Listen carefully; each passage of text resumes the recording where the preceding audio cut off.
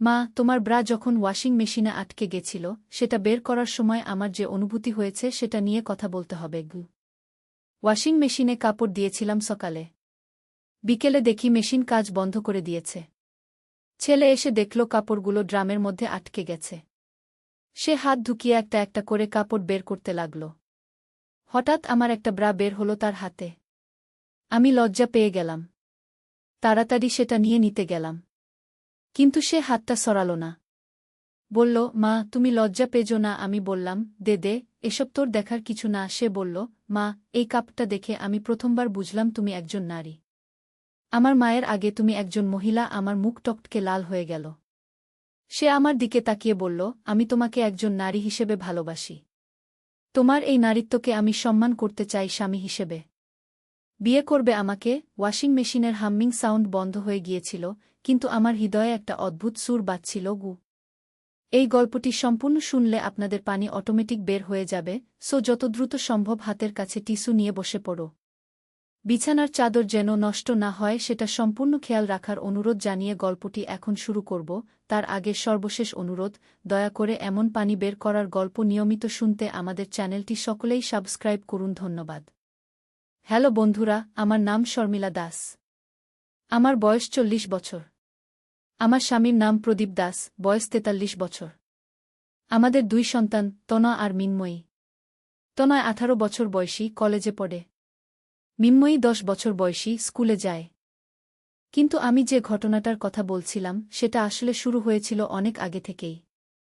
আমাদের বাসার পেছনে একটা পুরনো কূপ ছিল। সেই কূপটার নাম ছিল রহস্যের কূপ। আশেপাশের সবাই বলতো এই কূপে নাকি অদ্ভুত কিছু লুকিয়ে আছে। সেদিন সকালে ওয়াশিং মেশিনের ঘটনার পর আমি ভীষণ অস্বস্তিতে ছিলাম। তনয়ের সেই কথাগুলো আমার মাথায় ঘুরপাক খাচ্ছিল। আমি কি সত্যিই একজন মা হিসেবে ব্যর্থ হয়েছি? নাকি তনয়ের মনে অন্য কোনো অদ্ভুত চিন্তা এসেছে? বিকেলে যখন প্রদীপ অফিস থেকে ফিরল, আমি তাকে সব কিছু খুলে বললাম। প্রদীপ শুনে একটু ভাবল, তারপর বলল, শর্মিলা, তনয় হয়তো বড় হয়ে যাচ্ছে। ছেলেদের এই বয়সে মনে নানা ধরনের চিন্তা আসে। তুমি চিন্তা করো না আগে। কিন্তু আমার মন কিছুতেই শান্ত হচ্ছিল না। রাতে যখন সবাই ঘুমিয়ে পড়ল, আমি একা বারান্দায় বসেছিলাম। হঠাৎ দেখি পেছনের কূপের দিক থেকে একটা অদ্ভুত আলো আসছে। প্রথমে ভাবলাম চোখের ভুল হয়তো। কিন্তু না, আলোটা সত্যিই ছিল। আমি ধীরে ধীরে কূপের দিকে এগিয়ে গেলাম। কূপের কাছে গিয়ে দেখি একটা পুরনো চামড়ার বাক্স পড়ে আছে। বাক্সটা খুলে দেখি ভেতরে একটা পুরনো ডায়েরি আর কিছু ছবি। ডায়েরিটা খুলে পড়তে শুরু করলাম।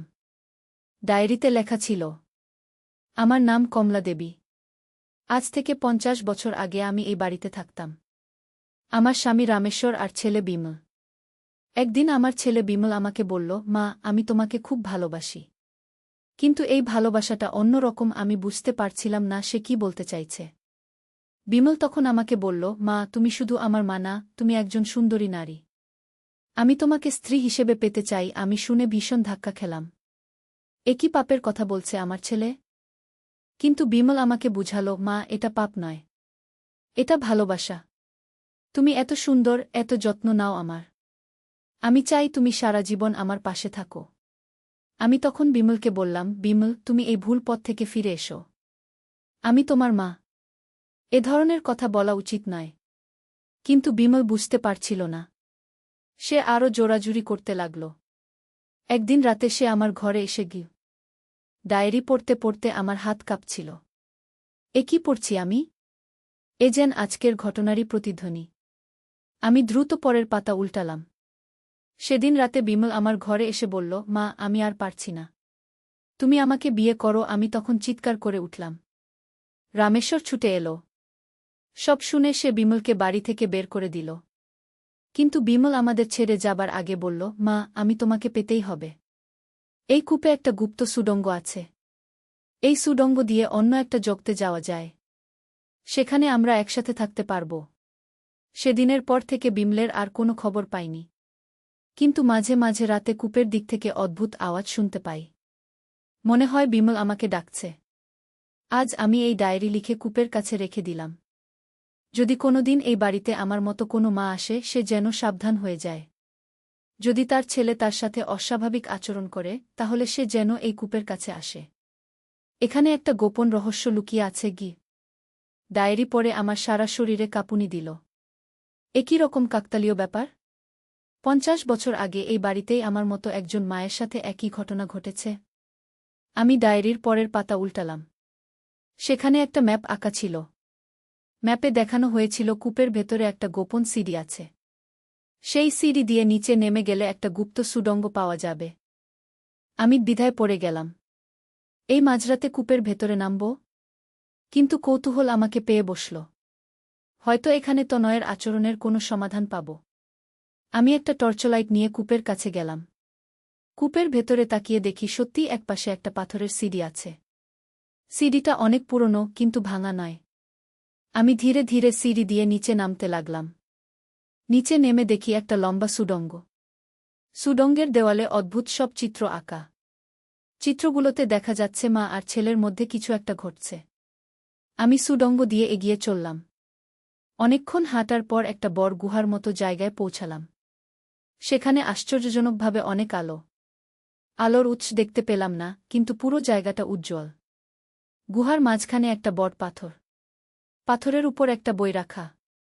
আমি বইটা হাতে নিয়ে খুললাম।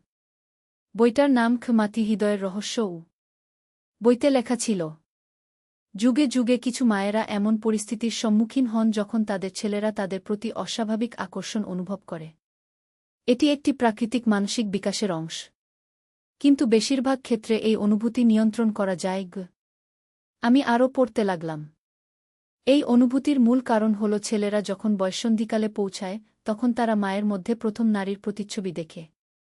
এটি সম্পূর্ণ স্বাভাবিক। কিন্তু সমস্যা হয় যখন এই অনুভূতি নিয়ন্ত্রণের বাইরে চলে যায়। বইয়ের পরের অংশে লেখা ছিল, এই সমস্যার সমাধান হল মা এবং ছেলে দুজনেরই বুঝতে হবে যে এটি একটি অস্থায়ী মানসিক অবস্থা। মায়ের উচিত ছেলের সাথে খোলামেলা আলোচনা করা। ছেলেকে বুঝাতে হবে যে মা ও ছেলের সম্পর্ক পবিত্র এবং এটি কখনো অন্য কিছুতে রূপান্তরিত হতে পারে না। আমি বইটি পড়ে অনেক কিছু বুঝতে পারলাম। তনয়ের আচরণ আসলে একটি স্বাভাবিক মানসিক বিকাশের অংশ। আমার উচিত ছিল তার সাথে ধৈর্য ধরে কথা বলা, তাকে বুঝানো। কিন্তু তখন গুহার ভেতর থেকে একটা অদ্ভুত আওয়াজ শুনতে পেলাম। মনে হলো কেউ যেন আমাকে ডাকছে। আমি চারদিকে তাকালাম কিন্তু কাউকে দেখতে পেলাম না। হঠাৎ গুহার একপাশে একটা দরজা খুলে গেল। দরজার ওপাশে আলো জ্বলছে। আমি কৌতূহলী হয়ে সেদিকে এগিয়ে গেলাম। দরজা পেরিয়ে ভেতরে ঢুকে দেখি একটা অপূর্ব সুন্দর বাগান। বাগানে রকমারি ফুল ফুটে আছে। বাগানের মাঝখানে একটা ছোট্ট কুটির। আমি কুটিরের দিকে এগিয়ে গেলাম। কুটিরের দরজা খোলা। ভেতরে ঢুকে দেখি একজন বয়স্ক মহিলা বসে আছেন। মহিলার চেহারা অনেক শান্ত, চোখে এক ধরনের প্রশান্তি। মহিলা আমাকে দেখে হাসলেন। বললেন, তুমি নিশ্চয়ই শর্মিলা? আমি তোমার জন্য অপেক্ষা করছিলাম। আমি অবাক হয়ে বললাম, আপনি কে? আপনি আমাকে চেনেন কিভাবে? মহিলা বললেন, আমি কমলা। সেই কমলা যার ডায়েরি তুমি পড়েছ। আমি এখানে গত 50 বছর ধরে আছি। আমার চোখ ছানাবড়া। কি বলছেন আপনি? 50 বছর ধরে এখানে? এটা কি রকম জায়গা? কমলা দেবী বললেন, এই জায়গাটা একটা বিশেষ মাত্রা। এখানে সময় অন্যভাবে চলে। আমি এখানে এসেছিলাম আমার ছেলে বিমলের খোঁজে। বিমল এই সুড়ঙ্গ দিয়ে চলে গিয়েছিল। আমিও তার খোঁজে এখানে এসেছিলাম। কিন্তু বিমল কোথায়? আমি জিজ্ঞেস করলাম। কমলা দেবী দীর্ঘশ্বাস ফেলে বললেন, বিমল এখানে এসেছিল। কিন্তু এখানে এসে সে বুঝতে পারল যে তার মায়ের প্রতি যে অনুভূতি সেটা ভুল। এখানে একটা বিশেষ শক্তি আছে যা মানুষের মনের গভীরের অনুভূতিগুলোকে পরিষ্কার করে দেয়। আমি বুঝতে পারছিলাম না। মানে? কমলা দেবী বুঝিয়ে বললেন, দেখো শর্মিলা, ছেলেরা যখন বয়ঃসন্ধিকালে পৌঁছায় তখন তাদের মনে নানা ধরনের জটিল অনুভূতি আসে। তারা মায়ের প্রতি ভালোবাসা আর অন্য ধরনের আকর্ষণের মধ্যে পার্থক্য করতে পারে না। কিন্তু সময়ের সাথে সাথে এই বিভ্রান্তি দূর হয়ে যায়। বিমল এখানে এসে সেটা বুঝতে পারল। সে অনুধাবন করল যে তার মায়ের প্রতি যে অনুভূতি সেটা আসলে গভীর ভালোবাসা এবং সম্মান। কিন্তু সেই অনুভূতিকে সে ভুলভাবে ব্যাখ্যা করেছিল। আমি জিজ্ঞেস করলাম, তাহলে বিমল এখন কোথায়? কমলা দেবী বললেন, বিমল বুঝতে পারার পর আমার কাছে ক্ষমা চাইল। তারপর সে বাস্তব জগতে ফিরে গেল। সে বিয়ে করেছে, সন্তানের বাবা হয়েছে। এখন সে খুব সুখে আছে গু। তাহলে আপনি এখনো এখানে কেন? কমলা দেবী একটু হেসে বললেন, আমি এখানে থেকে গেলাম অন্য মায়েদের সাহায্য করার জন্য। যেসব মায়েরা আমাদের মতো পরিস্থিতির সম্মুখীন হয় তাদের সাহায্য করি গু। আমি বললাম, কিন্তু আমার তনয়ের ব্যাপারে আমি কি করব? কমলা দেবী বললেন, তুমি বাড়ি ফিরে গিয়ে তনয়ের সাথে খোলামেলা কথা বলো। তাকে বুঝাও যে এই অনুভূতিগুলো স্বাভাবিক, কিন্তু সেগুলোকে সঠিকভাবে বুঝতে হবে। মা এবং ছেলের সম্পর্ক পৃথিবীর সবচেয়ে পবিত্র সম্পর্ক। এই সম্পর্কে ভালোবাসা, শ্রদ্ধা এবং যত্ন আছে। কিন্তু এটা কখনো অন্য কিছুতে রূপান্তরিত হতে পারে না গে। আমি কমলা দেবীর কথা শুনে অনেক স্বস্তি পেলাম। কিন্তু তখন একটা প্রশ্ন মনে এলো। কমলা দেবী, আপনি এতদিন আপনার পরিবারের কথা ভাবেননি? আপনার স্বামী রামেশ্বর বাবুর কি হয়েছে? কমলা দেবী বললেন, এই জায়গায় সময় অন্যভাবে চলে। এখানে আমি 50 বছর ছিলাম, কিন্তু বাস্তব জগতে হয়তো এক রাত কেটেছে। রামেশ্বর এখনও আমার জন্য অপেক্ষা করছে গি। আমি অবাক হয়ে বললাম, সেটা কিভাবে সম্ভব? এই মাত্রার সময় আলাদা। এখানে যত সময় কাটুক, বাস্তব জগতে খুব কম সময় যায়। এটা একটা রহস্যময় জায়গা। কমলা দেবী তখন আমাকে বললেন, তুমি এখন বাড়ি ফিরে যাও। তোমার পরিবারের কাছে ফিরে যাও। তনয়ের সাথে ধৈর্য ধরে কথা বলো। দেখবে সব ঠিক হয়ে যাবে। আমি বললাম, কিন্তু আমি এই জায়গা থেকে বের হব কিভাবে? কমলা দেবী হেসে বললেন, তুমি যেভাবে এসেছ সেভাবেই ফিরে যাও। কিন্তু মনে রেখো, এই রহস্যের কথা কাউকে বলো না। এটা শুধু তোমার এবং আমার মধ্যে থাকুক। আমি কমলা দেবীকে ধন্যবাদ জানিয়ে বাগান থেকে বের হয়ে এলাম। সেই একই পথ দিয়ে সুডঙ্গ সিডি হয়ে কূপ থেকে বের হয়ে এলাম। ঘড়ি দেখে অবাক। এখনও রাত 12টা। মানে আমি যতক্ষণ সেখানে ছিলাম এখানে শুধু কয়েক মিনিট কেটেছে। আমি ঘরে ফিরে এলাম। প্রদীপ আর বাচ্চারা সবাই গভীর ঘুমে। পরের দিন সকালে তনয় ঘুম থেকে উঠে আমার কাছে এলো। বলল, মা, গতকাল আমি যা বলেছিলাম সেটা নিয়ে আমি সারারাত ভেবেছি। আমার মনে হচ্ছে আমি কিছু ভুল বুঝেছি। আমি তনয়কে কাছে ডেকে বসালাম। বললাম, তনয়, তুমি যা বলেছিলে সেটা নিয়ে আমিও ভেবেছি। তুমি এখন বড় হয়ে যাচ্ছ। তোমার মনে নানা ধরনের অনুভূতি আসা স্বাভাবিক। তনয় একটু লজ্জিত ভঙ্গিতে বলল, মা, আমি আসলে বুঝতে পারছিলাম না আমার মনে কি হচ্ছে। তুমি আমার খুব যত্ন নাও, ভালোবাসো। সেই ভালোবাসাটাকে আমি ভুলভাবে বুঝেছি। আমি তনয়ের হাত ধরে বললাম, তনয়, মা এবং ছেলের মধ্যে যে ভালোবাসা সেটা পৃথিবীর সবচেয়ে পবিত্র ভালোবাসা। এই ভালোবাসায় আছে যত্ন, আছে মমতা, আছে গভীর শ্রদ্ধা। কিন্তু এটা অন্য কোনো ধরনের সম্পর্কে রূপান্তরিত হতে পারে না। তনয় বলল, মা, আমি এখন বুঝতে পারছি। আমি তোমাকে মা হিসেবেই ভালোবাসি। আর সেটাই সবচেয়ে সুন্দর। তুমি আমার মা, আমার প্রথম গুরু, আমার সবচেয়ে কাছের মানুষ গো। আমি তনয়কে জড়িয়ে ধরলাম। মনে হলো একটা বিশাল বোঝা আমার বুক থেকে নেমে গেল। কিন্তু আমাদের এই কথোপকথন শুনে হাজির হল মিন্ময়ী। সে বলল, মা, তোমরা কি নিয়ে কথা বলছ? আমি হেসে বললাম, কিছু না মা, আমরা শুধু মা-ছেলের সম্পর্ক নিয়ে কথা বলছিলাম গু। মিন্ময়ী বলল, আমি কিন্তু জানি তোমরা গোপনে কি করছ। তোমরা পেছনের কূপের কাছে গিয়েছিলে গু। আমি চমকে উঠলাম। তুমি কিভাবে জানলে? মিন্ময়ী বলল, আমি রাতে ঘুম থেকে উঠে দেখি তুমি নেই। জানালা দিয়ে দেখি তুমি কূপের কাছে যাচ্ছ। আমিও দূর থেকে দেখেছি তুমি কূপের ভেতরে নেমেছ গু। তনয় অবাক হয়ে বলল, মা, তুমি রাতে কূপের ভেতরে গিয়েছিলে কেন? আমি একটু ভাবলাম। মিন্ময়ী এবং তনয় দুজনেই আমার সন্তান। তাদের কাছে মিথ্যে বলা উচিত হবে না। তাই আমি সিদ্ধান্ত নিলাম সত্য বলব। আমি বললাম, আসলে কূপের কাছে একটা পুরনো ডায়েরি পেয়েছিলাম। সেই ডায়েরিতে অনেক বছর আগের একটা পরিবারের কথা লেখা ছিল। তাদের সমস্যা আর আমাদের সমস্যা একই রকম ছিল। তাই আমি কূপের ভেতরে গিয়ে দেখতে চেয়েছিলাম সেখানে কি আছে গি। মিন্ময়ী কৌতূহলী হয়ে বলল, তাহলে কি পেয়েছিলে সেখানে? আমি বললাম, একটা গোপন সুডঙ্গ আর একটা গুহা। সেখানে অনেক পুরনো বই পেয়েছি। সেই বইয়ে পারিবারিক সমস্যার সমাধান লেখা ছিল গু। তনয় বলল, মা, আমিও দেখতে চাই সেই জায়গা গু। আমি বললাম, না তো নয়, সেই জায়গা একটু বিপজ্জনক। তোমাদের যাওয়া ঠিক হবে না গি। কিন্তু মিন্ময়ী আর তনয় দুজনেই জিদ ধরল। তারা বলল, মা, আমরা তোমার সাথে যাব। তুমি একা গেলে আমরা চিন্তায় থাকব। আমি অনেক বুঝিয়েও পারলাম না। শেষে মনে হলো ওদের সাথে নিয়ে গেলে হয়তো ভালো হবে। অন্তত ওরা নিজেরা গোপনে যাবে না। সেদিন রাতে আমি তনা আর মিন্ময়ীকে নিয়ে কূপের কাছে গেলাম। প্রদীপ গভীর ঘুমেছিল। আমি ওদের বললাম, তোমরা আমার সাথে থাকবে। কোথাও আলাদা হয়ে যাবে না গি। আমরা তিনজন কূপের ভেতরে নামলাম।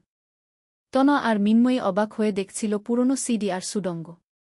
মিন্ময়ী বলল, মা, এই সুডঙ্গকে বানিয়েছে? এত পুরনো দেখাচ্ছে গু। আমি বললাম, এটা বহু বছর আগে তৈরি হয়েছে। কে তৈরি করেছে সেটা জানা নেই গু। আমরা সুডঙ্গ দিয়ে এগিয়ে চললাম। গুহায় পৌঁছে তনয় বলল, মা, এই জায়গা এত আলো কোথা থেকে আসছে? আমি বললাম, এটা একটা রহস্য। এই আলোর কোনো উৎস দেখা যায় না গে। মিন্ময়ী সেই বইটা দেখে বলল, মা, এই বইটা কি? আমি বললাম, এটা পারিবারিক সমস্যার সমাধান নিয়ে লেখা একটা বই। তনয় বইটা হাতে নিয়ে পড়তে শুরু করল। কিছুক্ষণ পড়ার পর সে বলল, মা, এই বইয়ে লেখা আছে যে কিশোর বয়সে ছেলেমেয়েদের মনে নানা ধরনের বিভ্রান্তি আসে। কিন্তু সঠিক গাইডেন্স পেলে সেই বিভ্রান্তি দূর হয়ে যায়। আমি বললাম, ঠিকই তো। তোমার যেই অনুভূতি হয়েছিল সেটাও এই ধরনের বিভ্রান্তি গু। তনয় বলল, মা, আমি এখন পুরোপুরি বুঝতে পারছি। আমি তোমাকে মা হিসেবেই ভালোবাসি। এটাই স্বাভাবিক, এটাই সঠিক গু। মিন্ময়ীও বলল, হ্যাঁ, মায়ের প্রতি সন্তানের ভালোবাসা সবচেয়ে পবিত্র। তখন আমি ওদের সেই গোপন দরজার কথা বললাম। আমি বললাম, এই গুহার ভেতরে আরেকটা জায়গা আছে। সেখানে একজন বয়স্ক মহিলা আছেন যিনি পারিবারিক সমস্যার সমাধান দেন গু। তনা আর মিন্ময়ী দুজনেই কৌতূহলী হয়ে বলল, আমরাও সেই মহিলার সাথে দেখা করতে চাই গু। আমি ওদের নিয়ে সেই গোপন দরজার কাছে গেলাম। দরজা খুলে বাগানের ভেতরে ঢুকলাম। কমলা দেবী আগের মতোই কুটিরে বসেছিলেন। কমলা দেবী আমাদের দেখে হাসলেন। বললেন, আহা, তুমি তোমার সন্তানদের নিয়ে এসেছ গু। তনা আর মিন্ময়ী কমলা দেবীকে প্রণাম করল। কমলা দেবী ওদের আশীর্বাদ করলেন। কমলা দেবী বললেন, তনয়, তুমি কি এখন বুঝতে পেরেছ যে তোমার মায়ের প্রতি তোমার অনুভূতি আসলে কি? তনয় বলল, হ্যাঁ দিদি, আমি বুঝতে পেরেছি। আমি আমার মাকে মা হিসেবেই ভালোবাসি। এটাই সবচেয়ে সুন্দর গু। কমলা দেবী খুশি হয়ে বললেন, খুব ভালো। তুমি সঠিক পথ খুঁজে পেয়েছ গু। মিন্ময়ী জিজ্ঞেস করল, দিদি, আপনি এখানে কতদিন ধরে আছেন? কমলা দেবী বললেন, অনেক দিন। আমি এখানে থেকে পরিবারগুলোকে সাহায্য করি যারা এই ধরনের সমস্যায় পড়ে। তনয় বলল, দিদি, এই জায়গাটা কি? এখানে সময় কেন অন্যভাবে চলে? কমলা দেবী বললেন, এটা একটা বিশেষ মাত্রা। এই মাত্রায় মানুষের মন পরিষ্কার হয়ে যায়। যেসব বিভ্রান্তি থাকে সেগুলো দূর হয়ে যায়। আমি জিজ্ঞেস করলাম, কমলা দেবী, আপনি কি কখনো এই জায়গা ছেড়ে যাবেন? কমলা দেবী একটু হেসে বললেন, হ্যাঁ, শীঘ্রই। আমার কাজ প্রায় শেষ। এখন আর খুব কম পরিবার এই ধরনের সমস্যায় পড়ে। মানুষ এখন অনেক বেশি সচেতন। মিন্ময়ী বলল, তাহলে আপনি আপনার পরিবারের কাছে ফিরে যাবেন? কমলা দেবী বললেন, হ্যাঁ, আমার স্বামী রামেশ্বর আমার জন্য অপেক্ষা করছে। আমার ছেলে বিমল এখন একটা সুখী পরিবার নিয়ে আছে গিউ। তনয় বলল, দিদি, আপনি যখন ফিরে যাবেন তখন এই জায়গার কি হবে? কমলা দেবী বললেন, এই জায়গা থেকে যাবে। ভবিষ্যতে যদি কোনো পরিবার এই ধরনের সমস্যায় পড়ে, তারা এখানে এসে সমাধান খুঁজে পাবে গু। আমরা কমলা দেবীর সাথে অনেকক্ষণ কথা বললাম। তিনি আমাদের পারিবারিক জীবন সম্পর্কে অনেক ভালো পরামর্শ দিলেন। কমলা দেবী বললেন, শর্মিলা, তুমি একজন আদর্শ মা। তোমার সন্তানেরা তোমাকে খুব ভালোবাসে। তনয় একটু বিভ্রান্তিতে পড়েছিল, কিন্তু সেটা এখন দূর হয়ে গেছে গিউ। আমি বললাম, এসব আপনার কৃপায়। কমলা দেবী বললেন, না, এসব তোমার ধৈর্য আর ভালোবাসার কারণে। তুমি তনয়ের সাথে রেগে যাওনি, বরং তাকে বোঝার চেষ্টা করেছ। মিন্ময়ী বলল, দিদি, আমাদের পরিবার কি সবসময় এভাবেই সুখে থাকবে? কমলা দেবী হেসে বললেন, হ্যাঁ মা, তোমাদের পরিবারে অনেক ভালোবাসা আছে। এই ভালোবাসা তোমাদের সবসময় একসাথে রাখবে গু। তখন আমার মনে একটা প্রশ্ন এলো। আমি বললাম, কমলা দেবী, আমাদের পরিবারে আর কোনো সমস্যা আসবে কি? কমলা দেবী বললেন, জীবনে সমস্যা আসবেই। কিন্তু তোমাদের পরিবারে যে একতা আর ভালোবাসা আছে সেটা দিয়ে তোমরা সব সমস্যার সমাধান করতে পারবে গু। আমরা কমলা দেবীর কাছ থেকে বিদায় নিয়ে আবার গুহায় ফিরে এলাম। তনয় সেই বইটা আবার পড়তে লাগল। তনয় বলল, মা, এই বইয়ে আরও অনেক কিছু লেখা আছে। এখানে লেখা আছে কিভাবে পারিবারিক বন্ধন আরও মজবুত করা যায়। আমি বললাম, তাহলে সেটা পড়ো। আমরা সেই অনুযায়ী চলার চেষ্টা করব। তনয় পড়তে লাগল, পরিবারের সবার মধ্যে খোলামেলা কথা বলার অভ্যাস থাকতে হবে। কোনো কিছু গোপন রাখা উচিত নয়। একে অপরের মতামতকে সম্মান করতে হবে। মিন্ময়ী বলল, এটা তো আমাদের পরিবারেই আছে। আমরা সবাই একসাথে বসে সব বিষয়ে আলোচনা করি। আমি বললাম, ঠিক। আমাদের পরিবারের এটাই বিশেষত্ব। তনয় আরও পড়ল, পরিবারের সদস্যদের একে অপরের ব্যক্তিত্বকে বুঝতে হবে। কেউ কেউ চুপচাপ, কেউ কেউ খোলামেলা। সবার স্বভাবকে মেনে নিতে হবে। আমি বললাম, এটাও খুব গুরুত্বপূর্ণ। আমাদের পরিবারে প্রদীপ একটু চুপচাপ, তনয় মাঝামাঝি, আর মিন্ময়ী খুব কথা বলে। কিন্তু আমরা সবাই একে অপরকে বুঝি। তনয় বইয়ের আরেকটা অংশ পড়ল, পরিবারে কোনো সমস্যা হলে সবাই মিলে সমাধান করার চেষ্টা করতে হবে। একা একা কষ্ট পেতে হবে না। মিন্ময়ী বলল, আজকের ঘটনাই তো তার প্রমাণ। তনয় ভাইয়ার সমস্যা হলে আমরা সবাই মিলে সমাধান করেছি। আমি খুশি হয়ে বললাম, ঠিকই তো। এটাই তো পরিবারের শক্তি। আমরা গুহা থেকে বের হয়ে সুড়ঙ্গ দিয়ে কূপের দিকে এগিয়ে চললাম। পথে তনয় বলল, মা, আজকের এই অভিজ্ঞতা আমার জীবনের সবচেয়ে গুরুত্বপূর্ণ অভিজ্ঞতা। আমি বললাম, কেন? তনয় বলল, আমি বুঝতে পারলাম যে পরিবারের কাছে কোনো সমস্যাই গোপন রাখা উচিত নয়। যত বড় সমস্যাই হোক, পরিবারের সাথে শেয়ার করলে সমাধান পাওয়া যায়। মিন্ময়ী বলল, আমিও অনেক কিছু শিখেছি। আমি বুঝেছি যে বড় ভাইবোনদের মাঝে মাঝে কিছু সমস্যা হতে পারে। কিন্তু সেটা নিয়ে আমাদের বিচার করা উচিত নয়, বরং সাহায্য করা উচিত। আমি গর্বিত হলাম আমার 2 সন্তানকে নিয়ে। এত কম বয়সে ওরা এত গভীর কথা বলছে। কূপ থেকে বের হয়ে আমরা বাড়িতে ফিরলাম। প্রদীপ তখনও ঘুমিয়েছিল। পরের দিন সকালে প্রদীপ উঠে জিজ্ঞেস করল, তোমরা সবাই আজ খুব খুশি দেখাচ্ছ। কি ব্যাপার? আমি, তনয় আর মিন্ময়ী একসাথে হেসে উঠলাম। তনয় বলল, বাবা, আমাদের পরিবারের একটা ছোট সমস্যার সমাধান হয়েছে। প্রদীপ বলল, কি সমস্যা? আমি তো জানতেই পারলাম না। আমি বললাম, তনয়ের মনে কিছু বিভ্রান্তি ছিল। কিন্তু এখন সব ঠিক হয়ে গেছে। প্রদীপ বলল, সেটা ভালো। কিন্তু পরের বার থেকে যে কোনো সমস্যা হলে আমাকেও জানাবে। তনয় বলল, অবশ্যই বাবা। আমরা একটা পরিবার, সবকিছু একসাথে সামলাবো। এরপর আমাদের পারিবারিক জীবন আরও সুন্দর হয়ে উঠল। তনয় তার পড়াশোনায় আরও মনোযোগ দিল। সে কলেজে ভালো ফলাফল করতে লাগল। কয়েক মাস পর তনয় বলল, মা, আমার একটা বান্ধবী হয়েছে। তার নাম প্রিয়া। আমি খুশি হয়ে বললাম, সেটা খুব ভালো খবর। কবে আমাদের সাথে পরিচয় করাবে? তনয় বলল, খুব শীঘ্রই। প্রিয়া তোমাদের সাথে দেখা করতে চায়। মিন্ময়ীও উৎসাহিত হয়ে বলল, আমারও একটা ভাবি হবে। আমরা সবাই হেসে উঠলাম। 1 সপ্তাহ পর তনয় প্রিয়াকে আমাদের বাড়িতে নিয়ে এলো। প্রিয়া খুব মিষ্টি একটা মেয়ে। সে আমাদের সবার সাথেই খুব ভালো মিশল। প্রিয়া আমাকে বলল, আন্টি, তনয় আপনার সম্পর্কে অনেক বলেছে। বলেছে আপনি পৃথিবীর সেরা মা। আমি লজ্জা পেয়ে বললাম, আরে না, আমি তো সাধারণ একজন মা। প্রিয়া বলল, না আন্টি, সাধারণ নন। তনয়ের মধ্যে যে ভদ্রতা, যে পরিবারের প্রতি ভালোবাসা দেখি, সেটা আপনার ভালো লালনপালনের ফল। আমি গর্বিত হলাম। সেদিন রাতে যখন প্রিয়া চলে গেল, তনয় আমার কাছে এসে বলল, মা, প্রিয়া কেমন লাগল? আমি বললাম, খুব ভালো। সে একটা সুন্দর মেয়ে। তুমি ভালো পছন্দ করেছ। তনয় বলল, মা, আমি প্রিয়াকে ভালোবাসি। কিন্তু তোমার চেয়ে বেশি নয়। তুমি আমার মা, আমার প্রথম ভালোবাসা। প্রিয়া আমার জীবনসঙ্গী হবে। আমি তনয়কে আশীর্বাদ করলাম। মনে হলো আমার ছেলে সত্যিই পরিণত হয়েছে। কয়েক বছর পর তনয় আর প্রিয়ার বিয়ে হল। বিয়ের দিন তনয় আমাকে বলল, মা, আজ আমার জীবনের সবচেয়ে খুশির দিন। কিন্তু আমি যা হয়েছি সেটা তোমার কারণে। আমি চোখের পানি মুছে বললাম, তনয়, তুমি আমার গর্ব। বিয়ের 1 বছর পর তনয় আর প্রিয়ার একটা ছেলে হল। তনয় তার ছেলের নাম রাখল অর্ণব। তনয় বলল, মা, এখন আমি বুঝতে পারছি মা ছেলের সম্পর্ক কত গভীর। আমার ছেলে অর্ণবের দিকে তাকিয়ে আমি বুঝতে পারছি তুমি আমাকে কত ভালোবাসতে।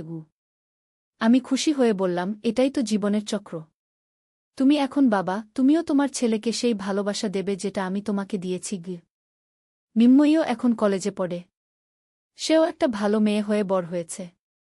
মাঝে মাঝে সে বলে, মা, আমি যখন বিয়ে করব, আমিও তোমার মতো একজন ভালো মা হতে চাই। এখন আমাদের পরিবারে নতুন সদস্য হয়েছে প্রিয়া আর ছোট্ট অর্ণব। আমাদের বাড়িতে আরও বেশি হাসি আনন্দ। কিন্তু সেই রহস্যময় কূপের কথা আমরা কখনো ভুলি না। মাঝে মাঝে তনয় বলে, মা, সেই রাতের ঘটনা না হলে আমি হয়তো আজ এত সুখী হতে পারতাম না গি। আমিও মনে করি সেই অভিজ্ঞতা আমাদের পরিবারকে আরও মজবুত করেছে। একদিন প্রিয়া আমাকে জিজ্ঞেস করল, মা, তনয় মাঝে মাঝে বলে যে আপনাদের বাড়িতে একটা বিশেষ জায়গা আছে। সেটা কি? আমি হেসে বললাম, তনয় হয়তো আমাদের বাগানের কথা বলেছে।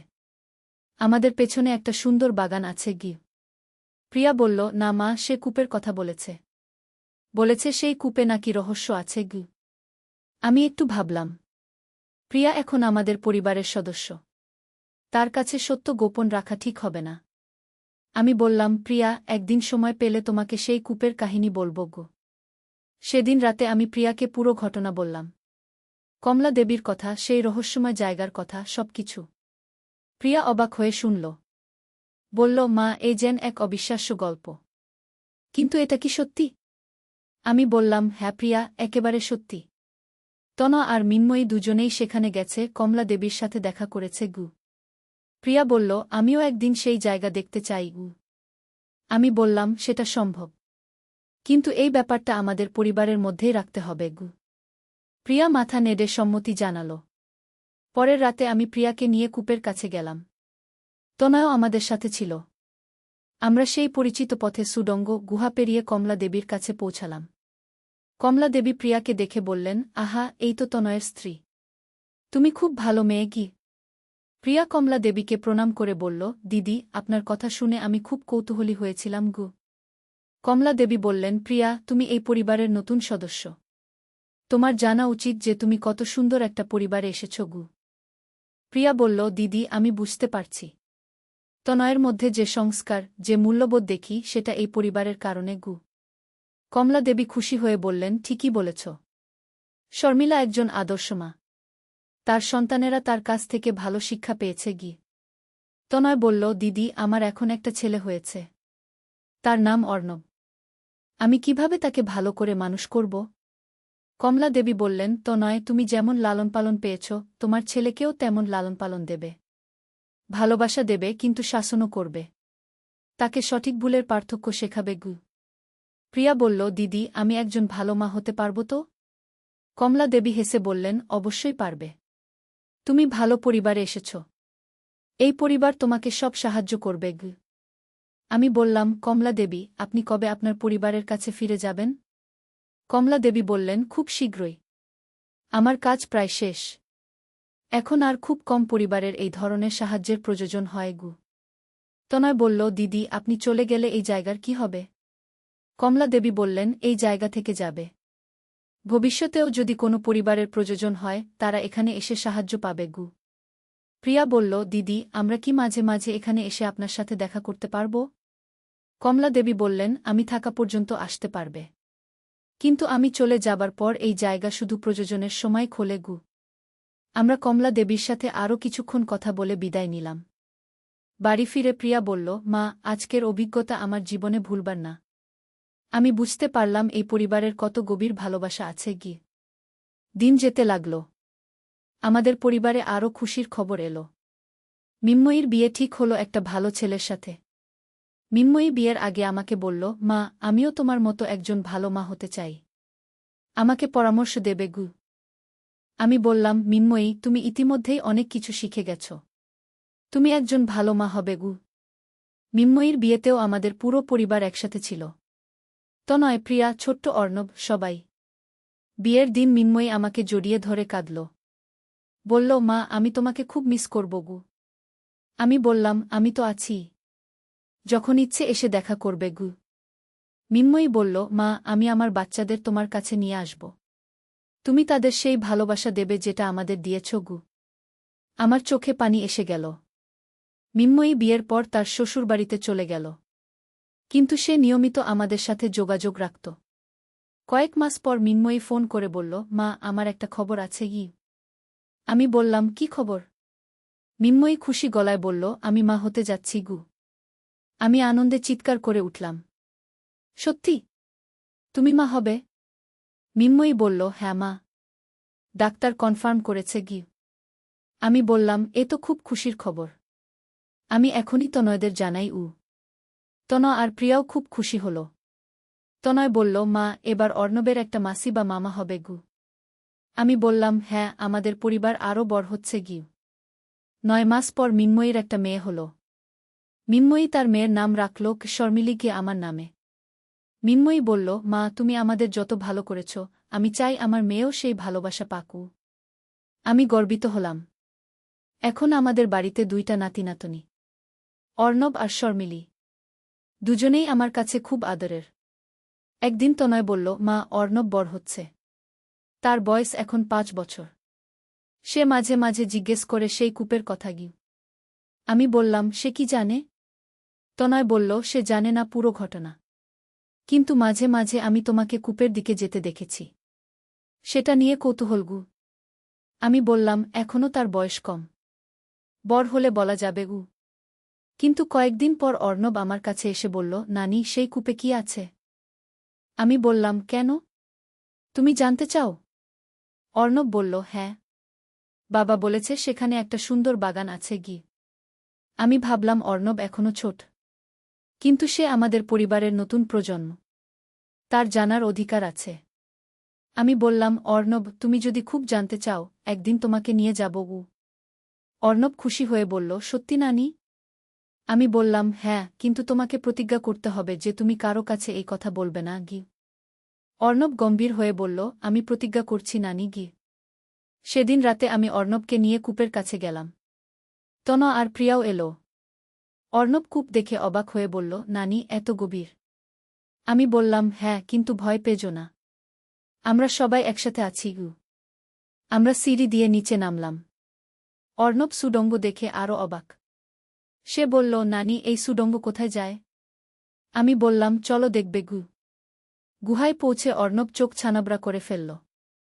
বলল, নানি, এখানে এত আলো কোথা থেকে? আমি বললাম, এটা একটা রহস্য। অর্ণব সেই বইটা দেখে বলল, এটা কি নানি? তনয় বলল, এটা একটা বিশেষ বই। এই বইয়ে পরিবার সম্পর্কে অনেক ভালো কথা লেখা আছে গি। অর্ণব বইটা খুলে দেখতে চাইল। কিন্তু সে তো এখনও পড়তে পারে না। আমি অর্ণবকে বইয়ের একটা অংশ পড়ে শোনালাম, পরিবার হল ভালোবাসার বাগান। এই বাগানে সবাই মিলে একসাথে থাকে, একে অপরের যত্ন নেয় গি। অর্ণব বলল, আমাদের পরিবারও তো এমনই গি। আমি বললাম, ঠিকই বলেছ গু। তারপর আমরা কমলা দেবীর কাছে গেলাম। কমলা দেবী অর্ণবকে দেখে খুব খুশি হলেন। তিনি বললেন, এই তো আমাদের নতুন প্রজন্ম। তুমি কি সুন্দর। অর্ণব লজ্জা পেয়ে আমার কাছে লুকাল। কমলা দেবী বললেন, অর্ণব, তুমি খুব ভালো একটা পরিবারে জন্মেছ। তোমার নানি, তোমার বাবা মা সবাই তোমাকে অনেক ভালোবাসে গি। অর্ণব বলল, আমিও তাদের ভালোবাসি গি। কমলা দেবী বললেন, তুমি বড় হয়ে একজন ভালো মানুষ হবে। তোমার পরিবারের নাম উজ্জ্বল করবে গি। আমি বললাম, কমলা দেবী, অর্ণবকে কিছু উপদেশ দিন গু। কমলা দেবী অর্ণবকে কাছে ডেকে বললেন, অর্ণব, তুমি সবসময় সত্য কথা বলবে। বাবা মায়ের কথা মানবে। পড়াশোনা ভালো করবে। আর সবচেয়ে গুরুত্বপূর্ণ, তুমি সবার সাথে ভালো ব্যবহার করবে গি। অর্ণব মাথা নাড়ল।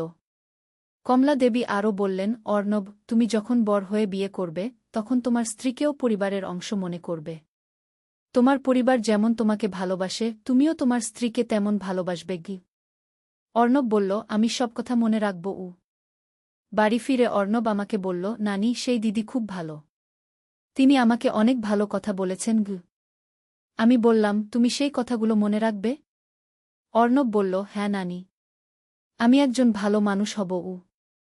এভাবে আরও কয়েক বছর কেটে গেল। অর্ণব এখন 10 বছরের। শর্মিলীও 5 বছরের। একদিন মিন্ময়ী এসে বলল, মা, আমি শর্মিলীকেও সেই জায়গা দেখাতে চাই। আমি বললাম, সে এখনও অনেক ছোটই। মিন্ময়ী বলল, তবুও মা, সে আমাদের পরিবারের অংশ। তার জানার অধিকার আছে গু। আমি একটু ভাবলাম। তারপর রাজি হয়ে গেলাম। সেদিন রাতে আমরা সবাই মিলে কূপের কাছে গেলাম।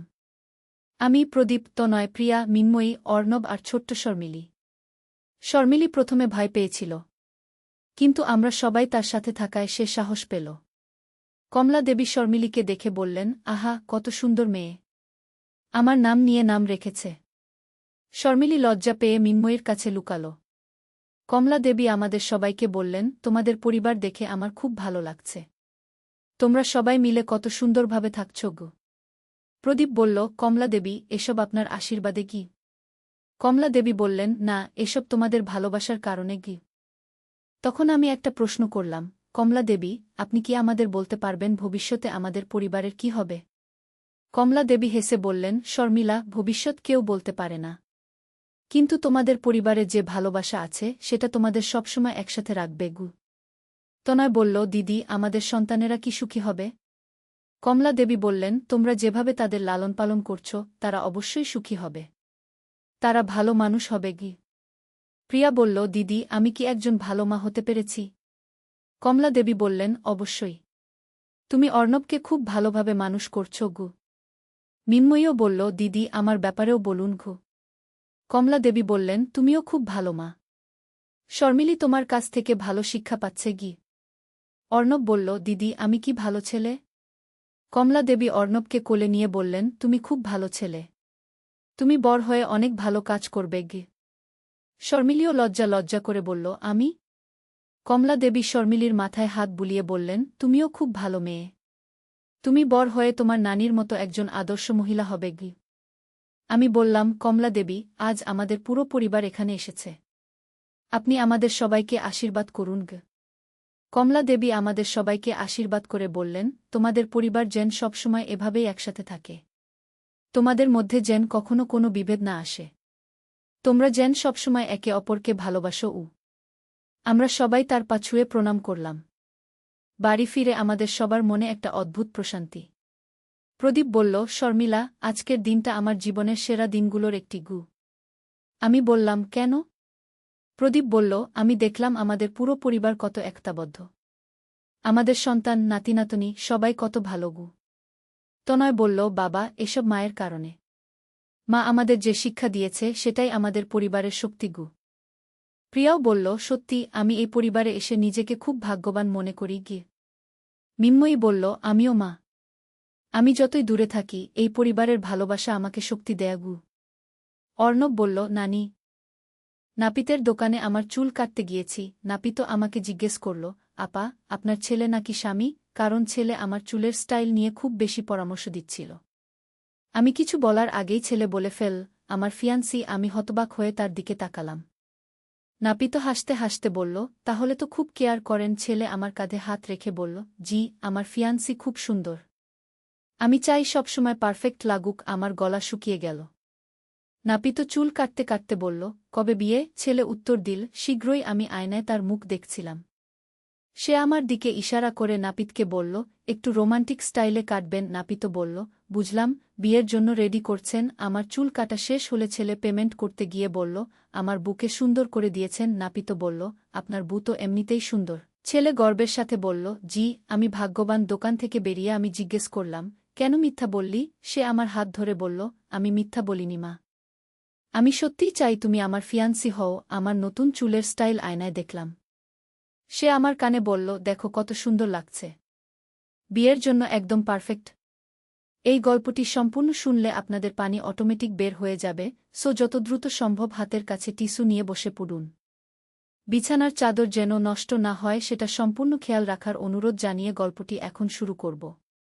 তার আগে সর্বশেষ অনুরোধ, দয়া করে এমন পানি বের করার গল্প নিয়মিত শুনতে আমাদের চ্যানেলটি সকলেই সাবস্ক্রাইব করুন। ধন্যবাদ। হ্যালো বন্ধুরা, আমার নাম মিতালি দাস। আমার বয়স 40 বছর। আমার স্বামীর নাম সুদীপ দাস, বয়স 43 বছর। আমাদের 2 সন্তান, রিয়াদ আর পূর্বা। রিয়াদ 18 বছর বয়সী, কলেজে পড়ে। পূর্বা 10 বছর বয়সী, স্কুলে যায়। ঘটনাটা ঘটেছিল গত মাসে।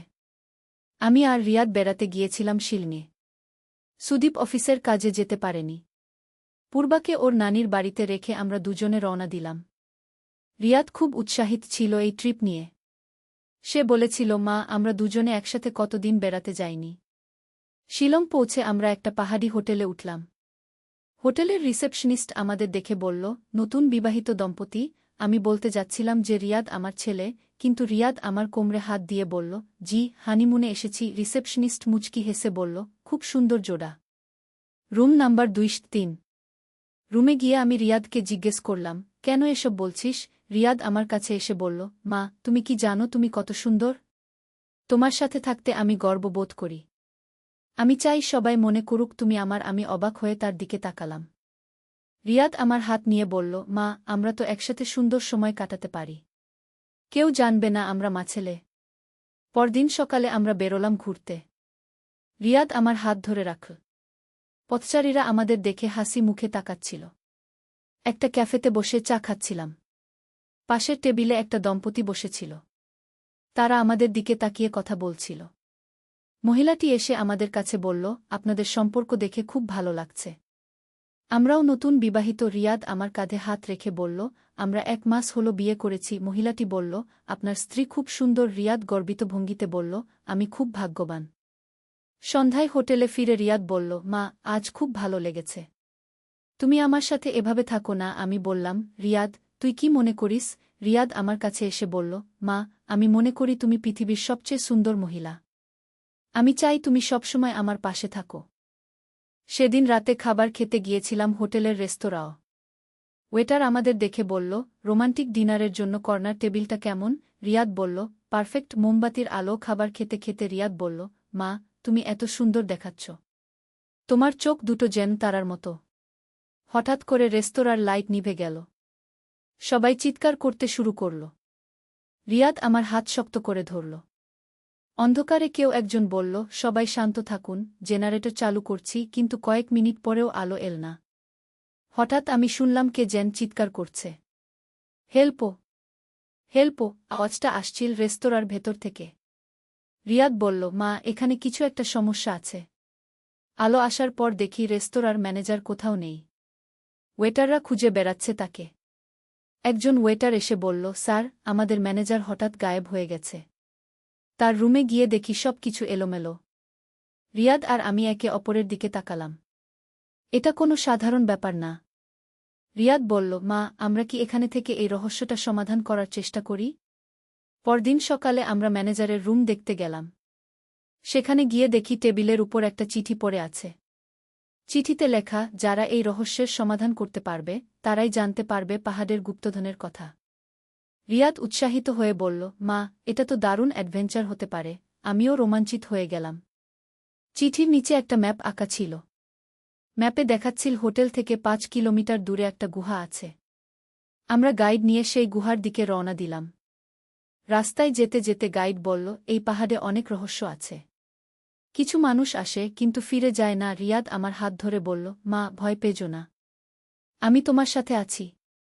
গুহার মুখে পৌঁছে দেখি একটা পুরাতন তক্তা দিয়ে লেখা, বিপদ, প্রবেশ নিষেধ। কিন্তু আমাদের কৌতূহল আরও বেড়ে গেল। গুহার ভেতরে ঢুকে দেখি দেয়ালে কিছু পুরাতন চিত্রলিপি আঁকা। রিয়াদ ফোনের টর্চ জ্বালিয়ে দেখানোর চেষ্টা করছিল। হঠাৎ আমরা শুনলাম কে যেন আমাদের নাম ধরে ডাকছে, মিতালি। রিয়াদ। গলার আওয়াজ শুনে মনে হচ্ছিল কেউ কষ্ট পাচ্ছে। আমরা আওয়াজের দিকে এগিয়ে গেলাম। গুহার গভীরে গিয়ে দেখি একটা বয়স্ক মানুষ পাথরের নিচে চাপা পড়ে আছে। আমরা তাকে সাহায্য করে বের করে আনলাম। তিনি বললেন, আমি এই হোটেলের আগের মালিক। 3 দিন ধরে এখানে আটকে আছি। উনি আরও বললেন, এখানে একটা গোপন সুড়ঙ্গ আছে যেটা সরাসরি চলে গেছে পাহাড়ের অন্যদিকে। আমরা তাকে নিয়ে হোটেলে ফিরে গেলাম। পথে তিনি আমাদের বললেন পুরো গল্প। এই পাহাড়ে আসলে একটা ব্রিটিশ আমলের গুপ্তধন লুকিয়ে আছে। বর্তমান ম্যানেজার সেই গুপ্তধনের সন্ধান করছিল। কিন্তু সে জানত না যে এই গুহায় একটা প্রাচীন ফাঁদ আছে। হোটেলে ফিরে পুলিশকে খবর দিলাম।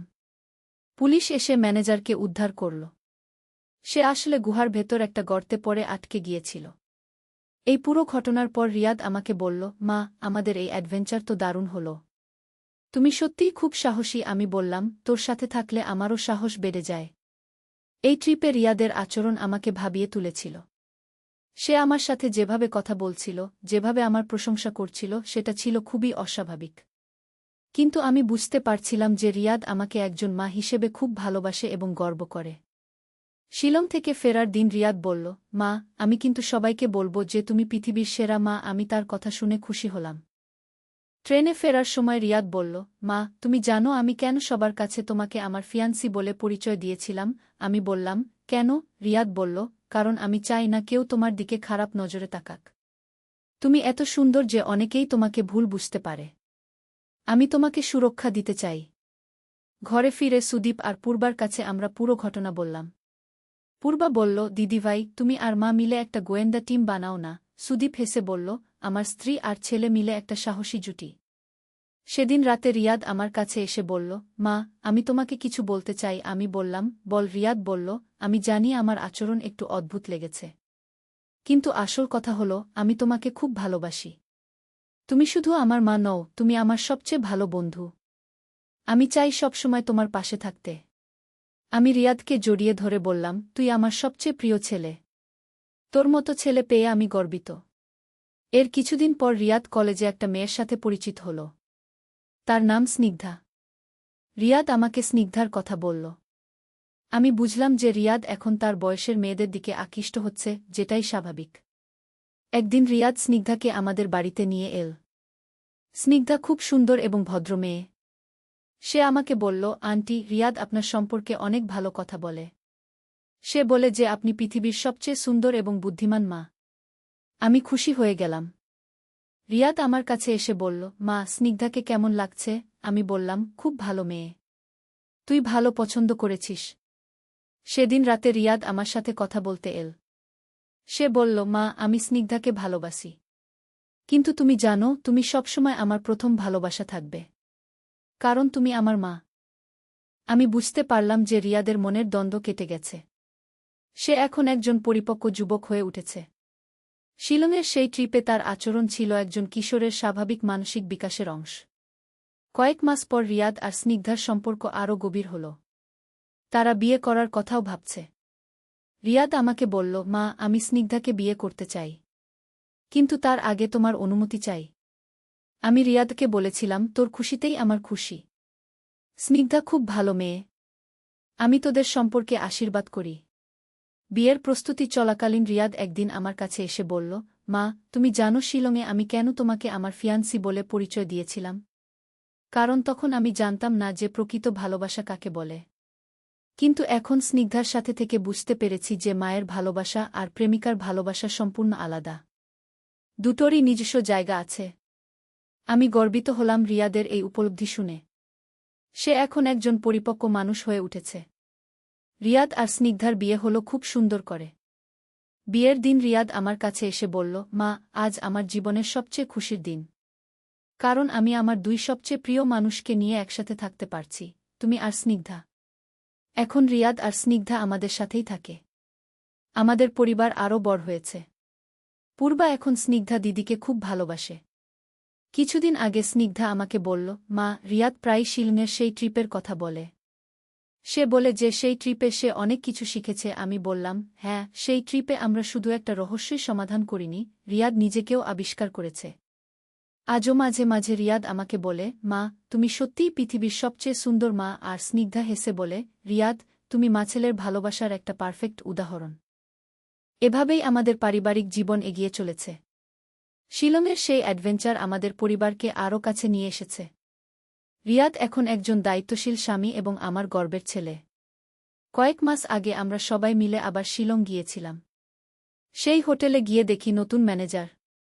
তিনি আমাদের চিনতে পেরে বললেন, আপনারাই তো সেই পরিবার যারা আমাদের আগের ম্যানেজারকে উদ্ধার করেছিলেন। আমি হেসে বললাম, জি হ্যাঁ। তিনি বললেন, আপনাদের জন্য বিশেষ ছাড় আছে। এবার আমরা চারজন মিলে সেই গুহায় গেলাম। স্নিগ্ধা বলল, মা, এই জায়গাটা তো সত্যিই রহস্যময়। পূর্বা উৎসাহিত হয়ে বলল, দিদিভাই, মা, এবার আমিও তোমাদের সাথে রহস্য সমাধানে অংশ নিতে পারি। গুহার ভেতরে এখন পর্যটকদের জন্য আলোর ব্যবস্থা করা হয়েছে। সেই পুরাতন চিত্রলিপিগুলো পরিষ্কার করে দেখা যাচ্ছে। একজন গাইড বলল, এই চিত্রলিপিগুলো অনুবাদ করা হয়েছে। এখানে লেখা আছে প্রাচীনকালে এই পাহাড়ে একটি রাজপরিবার বাস করত। রিয়াদ স্নিগ্ধার হাত ধরে বলল, দেখো, এখানেই আমার মা আমাকে সাহসী হতে শিখিয়েছে। স্নিগ্ধা বলল, রিয়াদ, তোমার মায়ের মতো সাহসী মহিলা আমি খুব কমই দেখেছি। সেই রাতে হোটেলের রুমে বসে আমরা গল্প করছিলাম। পূর্বা বলল, মা, তুমি আর দিদিভাই মিলে অনেক অ্যাডভেঞ্চার করেছ। আমিও বড় হলে তোমাদের সাথে এমন অ্যাডভেঞ্চার করব। আমি তাকে জড়িয়ে ধরে বললাম, অবশ্যই পারবি। রিয়াদ আমার কাছে এসে বলল, মা, জানো সেই দিন নাপিতের দোকানে আমি যখন তোমাকে আমার ফিয়ান্সি বলেছিলাম, তখন আমার মনে যে অনুভূতি হয়েছিল সেটা আসলে ছিল গর্ব। আমি গর্বিত ছিলাম যে তুমি আমার মা। স্নিগ্ধা বলল, রিয়াদ সবসময় বলে যে তার মা সবচেয়ে সুন্দর। এখন আমি বুঝতে পারি কেন। সেই রাতে স্নিগ্ধা আমাকে একান্তে বলল, মা, আমি আপনার কাছে কিছু জানতে চাই। আমি বললাম, বল। স্নিগ্ধা বলল, রিয়াদ কি সত্যিই আপনাকে ফিয়ান্সি বলে পরিচয় দিয়েছিল? আমি হেসে বললাম, হ্যাঁ। কিন্তু সেটা ছিল তার অপরিপক্কতার কারণে। সে আমাকে ভালোবাসে বলেই এমন করেছিল। স্নিগ্ধা বলল, আমি সেটা বুঝি।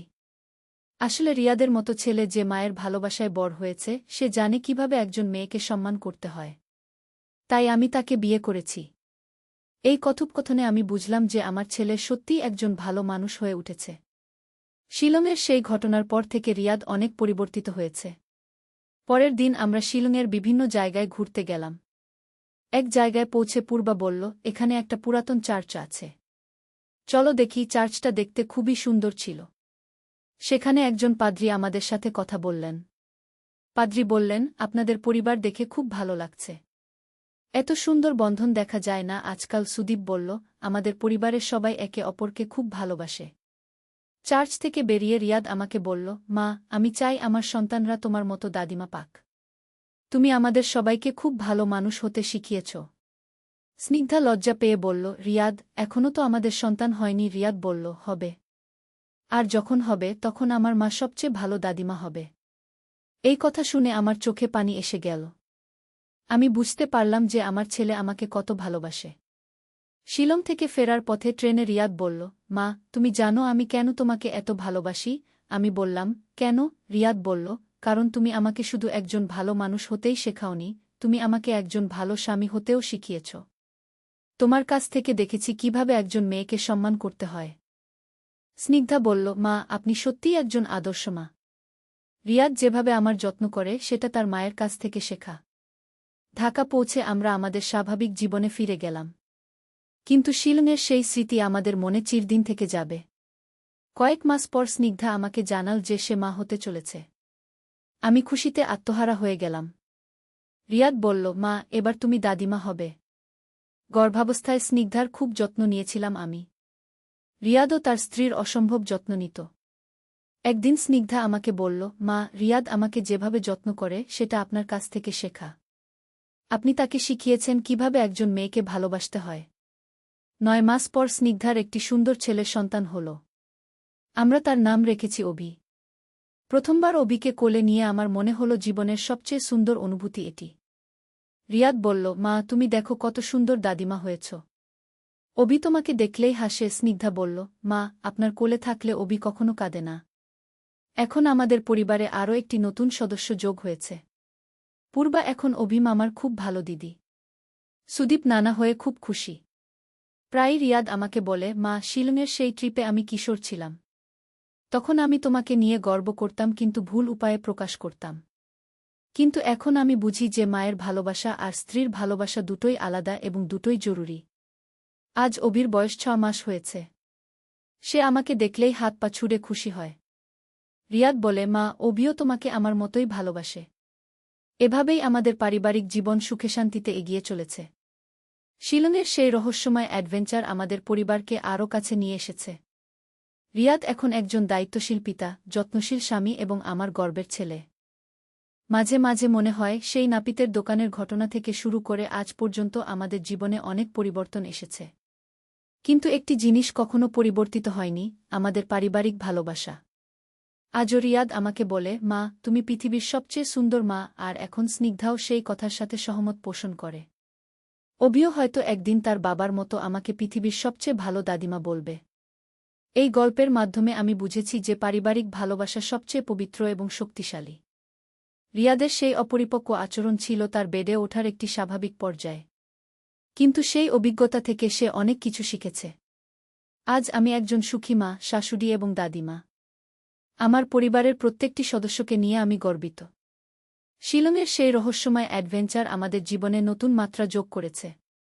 রিয়াদ এখন অভিকে নিয়ে বলে, দেখো বাবা, এই তোমার দাদিমা।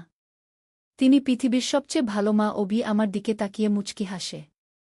মনে হয় সে বুঝতে পারে যে তার দাদিমা তাকে কত ভালোবাসেন। এভাবেই আমাদের জীবনের গল্প চলমান। প্রতিদিন নতুন নতুন স্মৃতি তৈরি হচ্ছে। রিয়াদ আর স্নিগ্ধা একসাথে অভিকে বট করে তুলছে। পূর্বা একটি ভালো মামি হয়ে উঠেছে। আর আমি একজন খুশি দাদিমা। আলোর পথযাত্রী। একটি ইসলামিক অনুপ্রেরণামূলক গল্প। প্রথম অধ্যায়, হারিয়ে যাওয়া পথ। মক্কার পবিত্র শহরের অদূরে একটি ছোট গ্রামে বাস করত আবু বকর নামের এক যুবক। তার বয়স মাত্র ২৫ বছর, কিন্তু জীবনের কঠোর বাস্তবতা তাকে বার্ধক্যের ছায় দিয়েছিল। তার পিতা ছিলেন একজন গরিব কৃষক, যিনি দিনরাত পরিশ্রম করেও পরিবারের মুখে অন্ন তুলতে হিমশিম খেতেন।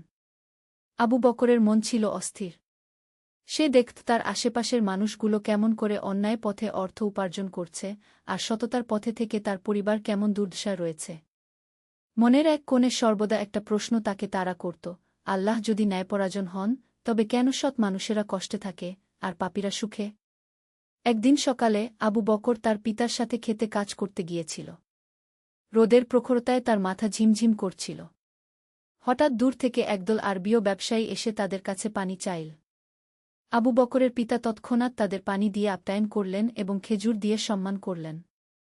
ব্যবসায়ীদের মধ্যে একজন বয়স্ক লোক ছিলেন, যার নাম ছিল উমর ইবনে আব্দুল আজিজ। তিনি আবু বকরের পিতার আতিথেয়তায় মুগ্ধ হয়ে বললেন, হে ভাই, আল্লাহ তোমাকে উত্তম প্রতিদান দিন। তোমার মতো সৎ মানুষেরাই এই পৃথিবীর সৌন্দর্য। আবু বকর এই কথা শুনে মনে মনে হাসল। সে ভাবল, সৎ হয়ে আমাদের কি লাভ হয়েছে? আমরা তো দিন দিন আরও গরিব হচ্ছি গু। উমর যেন আবু বকরের মনের কথা বুঝতে পারলেন। তিনি আবু বকরের দিকে তাকিয়ে বললেন, যুবক, তোমার মনে কি কোনো প্রশ্ন আছে? আবু বকর প্রথমে দ্বিধা করল, তারপর সাহস করে বলল, হ্যাঁ, আমার একটা প্রশ্ন আছে। আল্লাহ যদি ন্যায়পরায়ণ হন, তবে কেন সৎ মানুষেরা কষ্টে থাকে? উমর মৃদু হাসলেন এবং বললেন, এটা একটা গভীর প্রশ্ন বৎস। তবে এর উত্তর একদিনে পাওয়া যায় না। যদি তুমি সত্যিই জানতে চাও, তবে আমার সাথে মক্কায় আস। সেখানে এমন একজন মানুষ আছেন যিনি তোমার সব প্রশ্নের উত্তর দিতে পারবেন গু। দ্বিতীয় অধ্যায়, মক্কার পথে। আবু বকর রাতভর ভাবল। তার মনে হাজারো প্রশ্ন ঘুরপাক খাচ্ছিল। অবশেষে সে মনস্থির করল যে সে উমরের সাথে মক্কা যাবে। পরদিন সকালে সে তার পিতার কাছে অনুমতি চাইল। তার পিতা প্রথমে আপত্তি করলেন, কারণ ক্ষেতের কাজে আবু বকরের প্রয়োজন ছিল। কিন্তু উমর তার পিতাকে আশ্বাস দিয়ে বললেন, চিন্তা করবেন না। আমি আপনার ছেলেকে নিরাপদে ফিরিয়ে আনব। আর তার এই যাত্রা তার জীবনে একটা নতুন দিগন্ত খুলে দেবে গু। ৩ দিনের পথ ছিল মক্কা পর্যন্ত। পথিমধ্যে আবু বকর উমরের কাছে অনেক কিছু শুনল। উমর তাকে বিভিন্ন নবিরাসুলদের কাহিনী শোনালেন। তিনি বললেন হরত ইব্রাহিম এর কথা, যিনি আল্লাহর উপর অগাধ বিশ্বাস রেখে আগুনে ঝাঁপ দিয়েছিলেন। বললেন হরত ইউসুফ এর কথা, যিনি বছরের পর বছর কারাগারে থেকেও আল্লাহর উপর আস্থা হারাননি। দেখ বৎস, উমর বললেন, জীবনের পরীক্ষা আল্লাহ সবাইকে দেন। কিন্তু এই পরীক্ষার উদ্দেশ্য আমাদের ধ্বংস করা নয়, বরং আমাদের আত্মাকে পরিশুদ্ধ করা। যেমন সোনা আগুনে পোড়ালে খাঁটি হয়, তেমনি কষ্টের মধ্য দিয়ে মানুষের ঈমান শক্তিশালী হয় গ। আবু বকর প্রশ্ন করল, কিন্তু কেন আমার পিতার মতো সৎ মানুষকে এত কষ্ট পেতে হয়? তিনি কখনো কারো ক্ষতি করেননি গি। উমর উত্তর দিলেন, তুমি কি জান, বেহেশতের সবচেয়ে উঁচু মর্যাদা কাদের জন্য নির্ধারিত? তারা হলেন যারা দুনিয়ায় সবচেয়ে বেশি পরীক্ষার সম্মুখীন হয়েছেন এবং সেই পরীক্ষায় ধৈর্য ধরেছেন। তোমার পিতা হয়তো এখন কষ্টে আছেন, কিন্তু আখিরাতে তার জন্য যে পুরস্কার অপেক্ষা করছে, তা তুমি কল্পনাও করতে পারবে না গি। তৃতীয় দিন সন্ধ্যায় তারা মক্কায় পৌঁছাল। কাবা শরীফের দিকে তাকিয়ে আবু বকরের মন কেমন যেন করে উঠল। একটা অদ্ভুত প্রশান্তি তার হৃদয়ে এসে বসল। তৃতীয় অধ্যায়, গানের সন্ধানে। উমর আবু বকরকে নিয়ে গেলেন এক প্রবীণ আলেমের কাছে। তার নাম ছিল শাইখ আবদুল্লাহ। তিনি ছিলেন অত্যন্ত জ্ঞানী এবং খোদাভীরু একজন মানুষ। তার চেহারায় একটা নুরানি আলো ছিল, যা দেখলেই মনে প্রশান্তি আসত। শাইখ আবদুল্লাহ আবু বকরের প্রশ্ন শুনে মৃদু হাসলেন। তিনি বললেন, বৎস, তুমি যে প্রশ্ন করেছ এটা শুধু তোমার নয়। যুগে যুগে মানুষ এই প্রশ্ন করেছে। এমনকি নবিরাসুলদের সাহাবীরাও এ ধরনের প্রশ্ন করেছেন গু। তিনি আবু বকরকে বসতে বলে একটা গল্প শুরু করলেন। এক সময় হরত মুসা আল্লাহর কাছে প্রার্থনা করলেন, হে আল্লাহ, আমি দেখছি একজন ভালো মানুষ কষ্টে আছে, আর একজন পাপী সুখে আছে। এটা কেন? আল্লাহ তাআলা তাকে বললেন, হে মুসা, তুমি কি একটা বিশেষ সফরে যেতে চাও যেখানে তোমার এই প্রশ্নের উত্তর পেয়ে যাবে? হরত মুসা রাজি হলেন। আল্লাহ তাকে বললেন তার সাথে একজন বিশেষ বান্দা যাবেন যার নাম খিজির কিন্তু শর্ত হল মুসা কোনো কিছু সম্পর্কে প্রশ্ন করতে পারবেন না যতক্ষণ না খিজির নিজে বুঝিয়ে দেন শাইখ আবদুল্লাহ গল্পটা অত্যন্ত জীবন্তভাবে বললেন। আবু বকর মুগ্ধ হয়ে শুনতে লাগল। সফরের সময় খিজির তিনটি কাজ করলেন যা দেখে মুসা অবাক হলেন।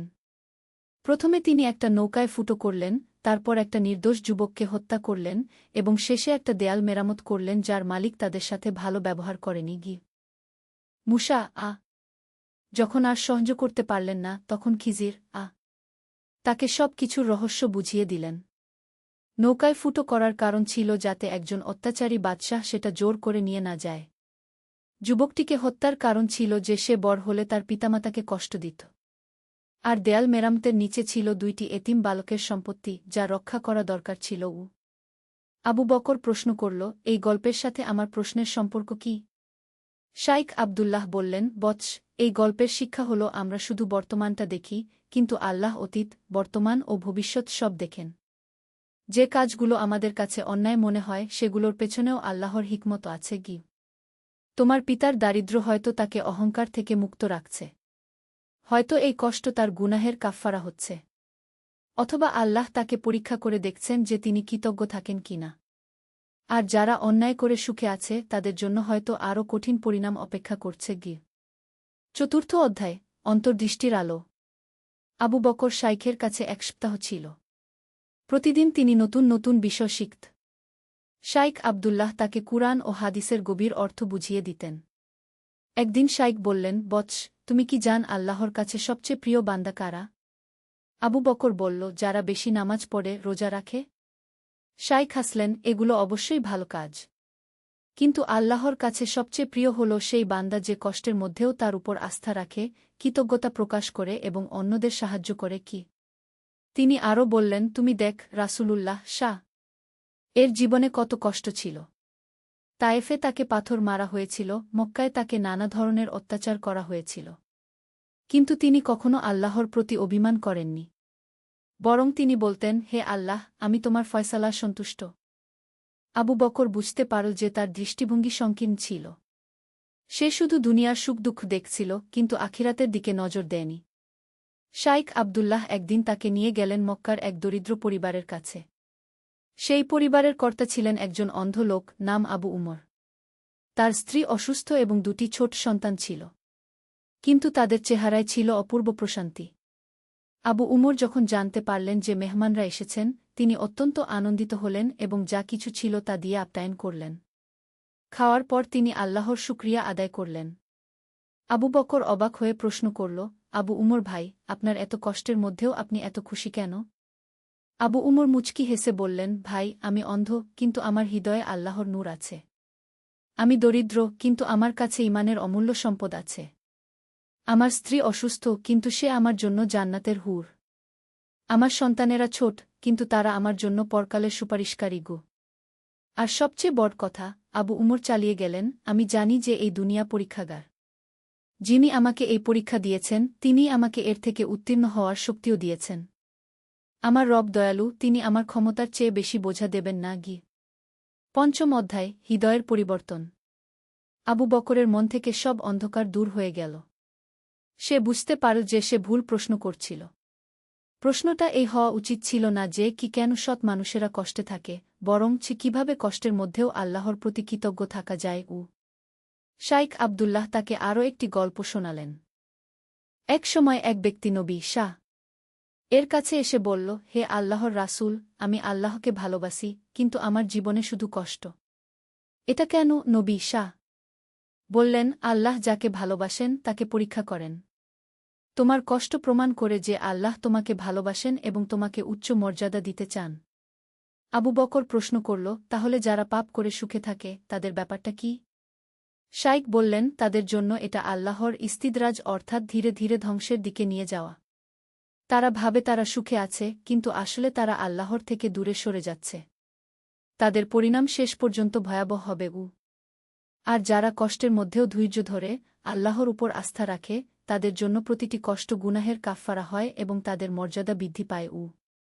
আবু বকর মনে মনে তার পিতার কথা ভাবল।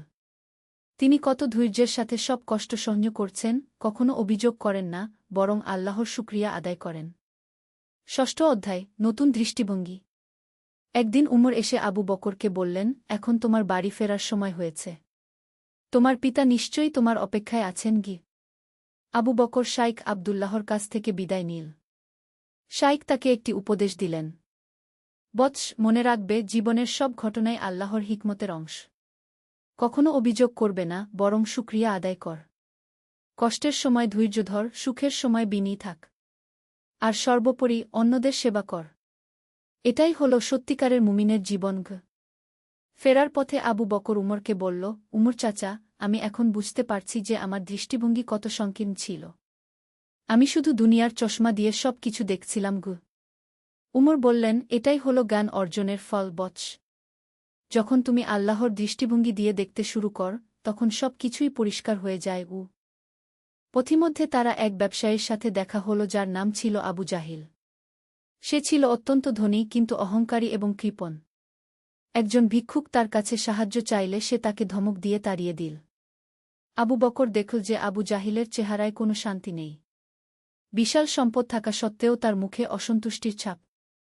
উমর আবু বকরকে বললেন, দেখেছ, অর্থসম্পদ মানুষকে প্রকৃত সুখ দিতে পারে না। প্রকৃত সুখ পাওয়া যায় আল্লাহর সন্তুষ্টি অর্জনের মাধ্যমে। সপ্তম অধ্যায়, ঘরে ফেরা। 3 দিন পর আবু বকর তার গ্রামে পৌঁছাল। তার পিতা তাকে দেখে অত্যন্ত আনন্দিত হলেন। আবু বকর তার পিতার পা জড়িয়ে ধরে কাঁদতে শুরু করল। বাবা, আমি আপনার কাছে ক্ষমা চাই, আবু বকর বলল। আমি আপনার ধৈর্য এবং আল্লাহর প্রতি আস্থার মূল্য বুঝতে পারিনি। তার পিতা অবাক হয়ে বললেন, বৎস, তুমি কি বলছ? তোমার কোনো দোষ নেই। আবু বকর তার পিতাকে সব কিছু খুলে বলল। তার মনের দ্বন্দ্ব, প্রশ্ন এবং মক্কায় গিয়ে যা শিখেছে সব। তার পিতা মৃদু হেসে বললেন, বৎস, আমি জানতাম যে তোমার মনে প্রশ্ন আছে। কিন্তু আমি এও জানতাম যে এই প্রশ্নগুলোর উত্তর তোমাকে নিজেই খুঁজে বের করতে হবে। আল্লাহ তোমাকে সঠিক পথ দেখিয়েছেন। সেদিন রাতে আবু বকর দীর্ঘ সিজদায় পড়ে রইল। সে আল্লাহর কাছে তওবা করল তার পূর্বের চিন্তাভাবনার জন্য এবং কৃতজ্ঞতা প্রকাশ করল সঠিক পথ দেখানোর জন্য।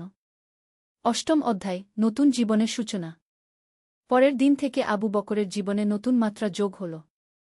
সে আগের মতোই তার পিতার সাথে খেতে কাজ করত, কিন্তু এবার তার মনোভাব সম্পূর্ণ আলাদা ছিল। সে প্রতিটি কাজকে আল্লাহর ইবাদত মনে করে করত। গ্রামের মসজিদে সে নিয়মিত যেতে শুরু করল। ইমাম সাহেব তার পরিবর্তন দেখে অবাক হলেন। আবু বকর তাকে তার অভিজ্ঞতার কথা বলল। ইমাম সাহেব বললেন, আল্লাহ তোমাকে বিশেষ অনুগ্রহ করেছেন বৎস। এই জ্ঞান শুধু নিজের মধ্যে রেখে দিও না, অন্যদের মধ্যেও ছড়িয়ে দাও। আবু বকর ঠিক তাই করতে শুরু করল। সে গ্রামের যুবকদের সাথে বসত এবং তাদের ইসলামের সৌন্দর্য বুঝিয়ে বলত। সে তাদের বলত কিভাবে কষ্টের মধ্যেও আল্লাহর প্রতি আস্থা রাখতে হয়। একদিন গ্রামে এক বিপদ এল। খরার কারণে ফসল নষ্ট হয়ে গেল। অনেকেই হতাশ হয়ে পড়ল। কিন্তু আবু বকর সবাইকে ধৈর্য ধরতে বলল। সে বলল, ভাইয়েরা, এটা আল্লাহর পরীক্ষা। আমরা যদি এখন ধৈর্য ধরি এবং একে অপরকে সাহায্য করি, তবে আল্লাহ অবশ্যই আমাদের পথ বের করে দেবেন। আবু বকরের কথায় অনুপ্রাণিত হয়ে গ্রামবাসীরা একসাথে কাজ করতে শুরু করল। যার যা আছে তাই ভাগাভাগি করে নিল। অল্প কিছুদিনেই আবার বৃষ্টি হল এবং পরিস্থিতি স্বাভাবিক হল। নবম অধ্যায়, সেবার পথে। আবু বকর বুঝতে পারল যে জ্ঞান অর্জনই যথেষ্ট নয়, সেই জ্ঞান অনুযায়ী কাজ করাও দরকার। সে গ্রামের দরিদ্র মানুষদের সেবা করতে শুরু করল। প্রতি জুমার দিন সে একটি অংশ টাকা সঞ্চয় করে রাখত এবং সেই টাকা দিয়ে গরিবদের সাহায্য করত। তার পিতা তার এই পরিবর্তন দেখে অত্যন্ত খুশি হলেন। একদিন গ্রামে এক অচেনা লোক এল। সে ছিল অসুস্থ এবং ক্ষুধার্ত। গ্রামের অনেকেই তাকে সন্দেহের চোখে দেখল। কিন্তু আবু বকর তাকে নিজের ঘরে নিয়ে এল এবং চিকিৎসার ব্যবস্থা করল। সেই ব্যক্তি সুস্থ হয়ে উঠলে জানা গেল যে সে আসলে একজন বিখ্যাত আলেম ছিলেন। তিনি আবু বকরের সেবা দেখে অত্যন্ত মুগ্ধ হলেন এবং তাকে দোয়া করলেন। হে আল্লাহ, তিনি বললেন, এই যুবককে তুমি দুনিয়া ও আখিরাতে কল্যাণ দান কর। তার সেবার বিনিময়ে তাকে উত্তম প্রতিদান দাও। কয়েকদিন পরই আবু বকরের জীবনে একটি আশ্চর্য ঘটনা ঘটল।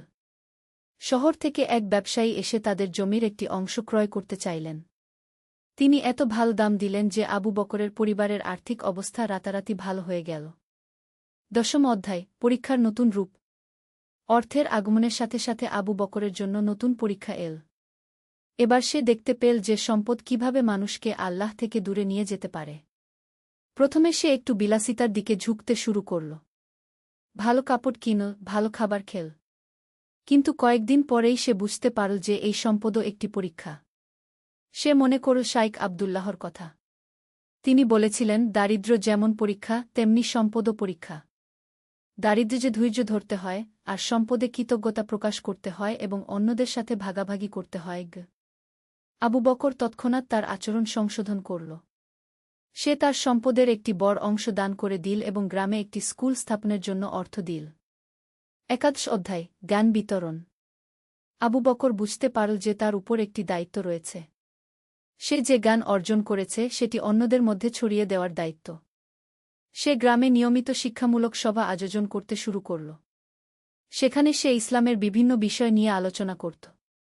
তার কথায় মানুষ প্রভাবিত হতো। একদিন এক যুবক তার কাছে এসে বলল, আবু বকর ভাই, আমার জীবনেও অনেক সমস্যা।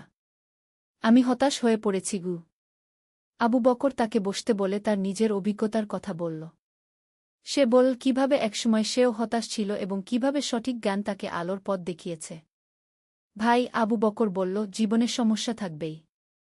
কিন্তু প্রশ্ন হল আমরা সেই সমস্যার মোকাবিলা কিভাবে করি। যদি আমরা আল্লাহর উপর আস্থা রাখি এবং সৎ পথে থাকি, তবে প্রতিটি সমস্যাই আমাদের জন্য কল্যাণ নিয়ে আসবে। সেই যুবকও আবু বকরের মতো পরিবর্তিত হয়ে গেল। এভাবে একের পর এক মানুষ আবু বকরের কাছে আসত এবং সঠিক পথের সন্ধান পেত। 10 অধ্যায়, হজের সফর। কয়েক বছর পর আবু বকরের হজ করার সৌভাগ্য হল। মক্কায় পৌঁছে সে শাইখ আবদুল্লাহর সাথে দেখা করল। শাইখ তাকে দেখে অত্যন্ত খুশি হলেন। তিনি বললেন, বৎস, তোমার চেহারায় যে নূর দেখছি তা প্রমাণ করে যে তুমি সঠিক পথে আছো। আবু বকর তার এতদিনের অভিজ্ঞতা শাইখের সাথে ভাগাভাগি করল। শাইখ শুনে বললেন, আল্লাহ তোমাকে যে জ্ঞান দিয়েছেন সেটি তুমি ভালোভাবে কাজে লাগিয়েছ। এটাই হল প্রকৃত মুমিনের লক্ষণ। হজের সময় আবু বকর বিভিন্ন দেশের মুসলিমদের সাথে মিলিত হল। সে দেখল যে সারা পৃথিবীর মুসলিমরা একই ধরনের সমস্যার সম্মুখীন হয়, কিন্তু যারা ইমানে অটল থাকে তারা সবাই শান্তিতে আছে।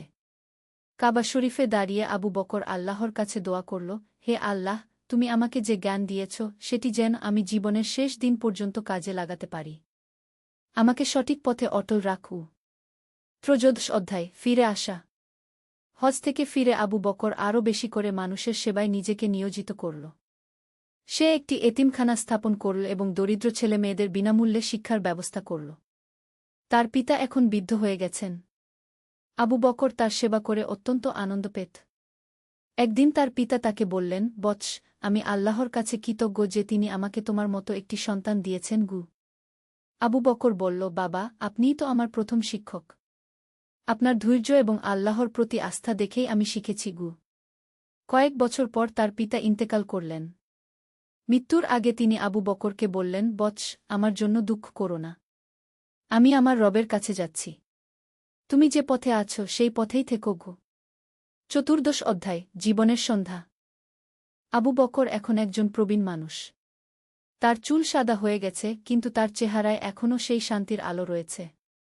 তার স্থাপিত স্কুল থেকে অনেক শিক্ষিত যুবক বের হয়েছে যারা সমাজে ভালো কাজ করছে। একদিন তার কাছে এক যুবক এল।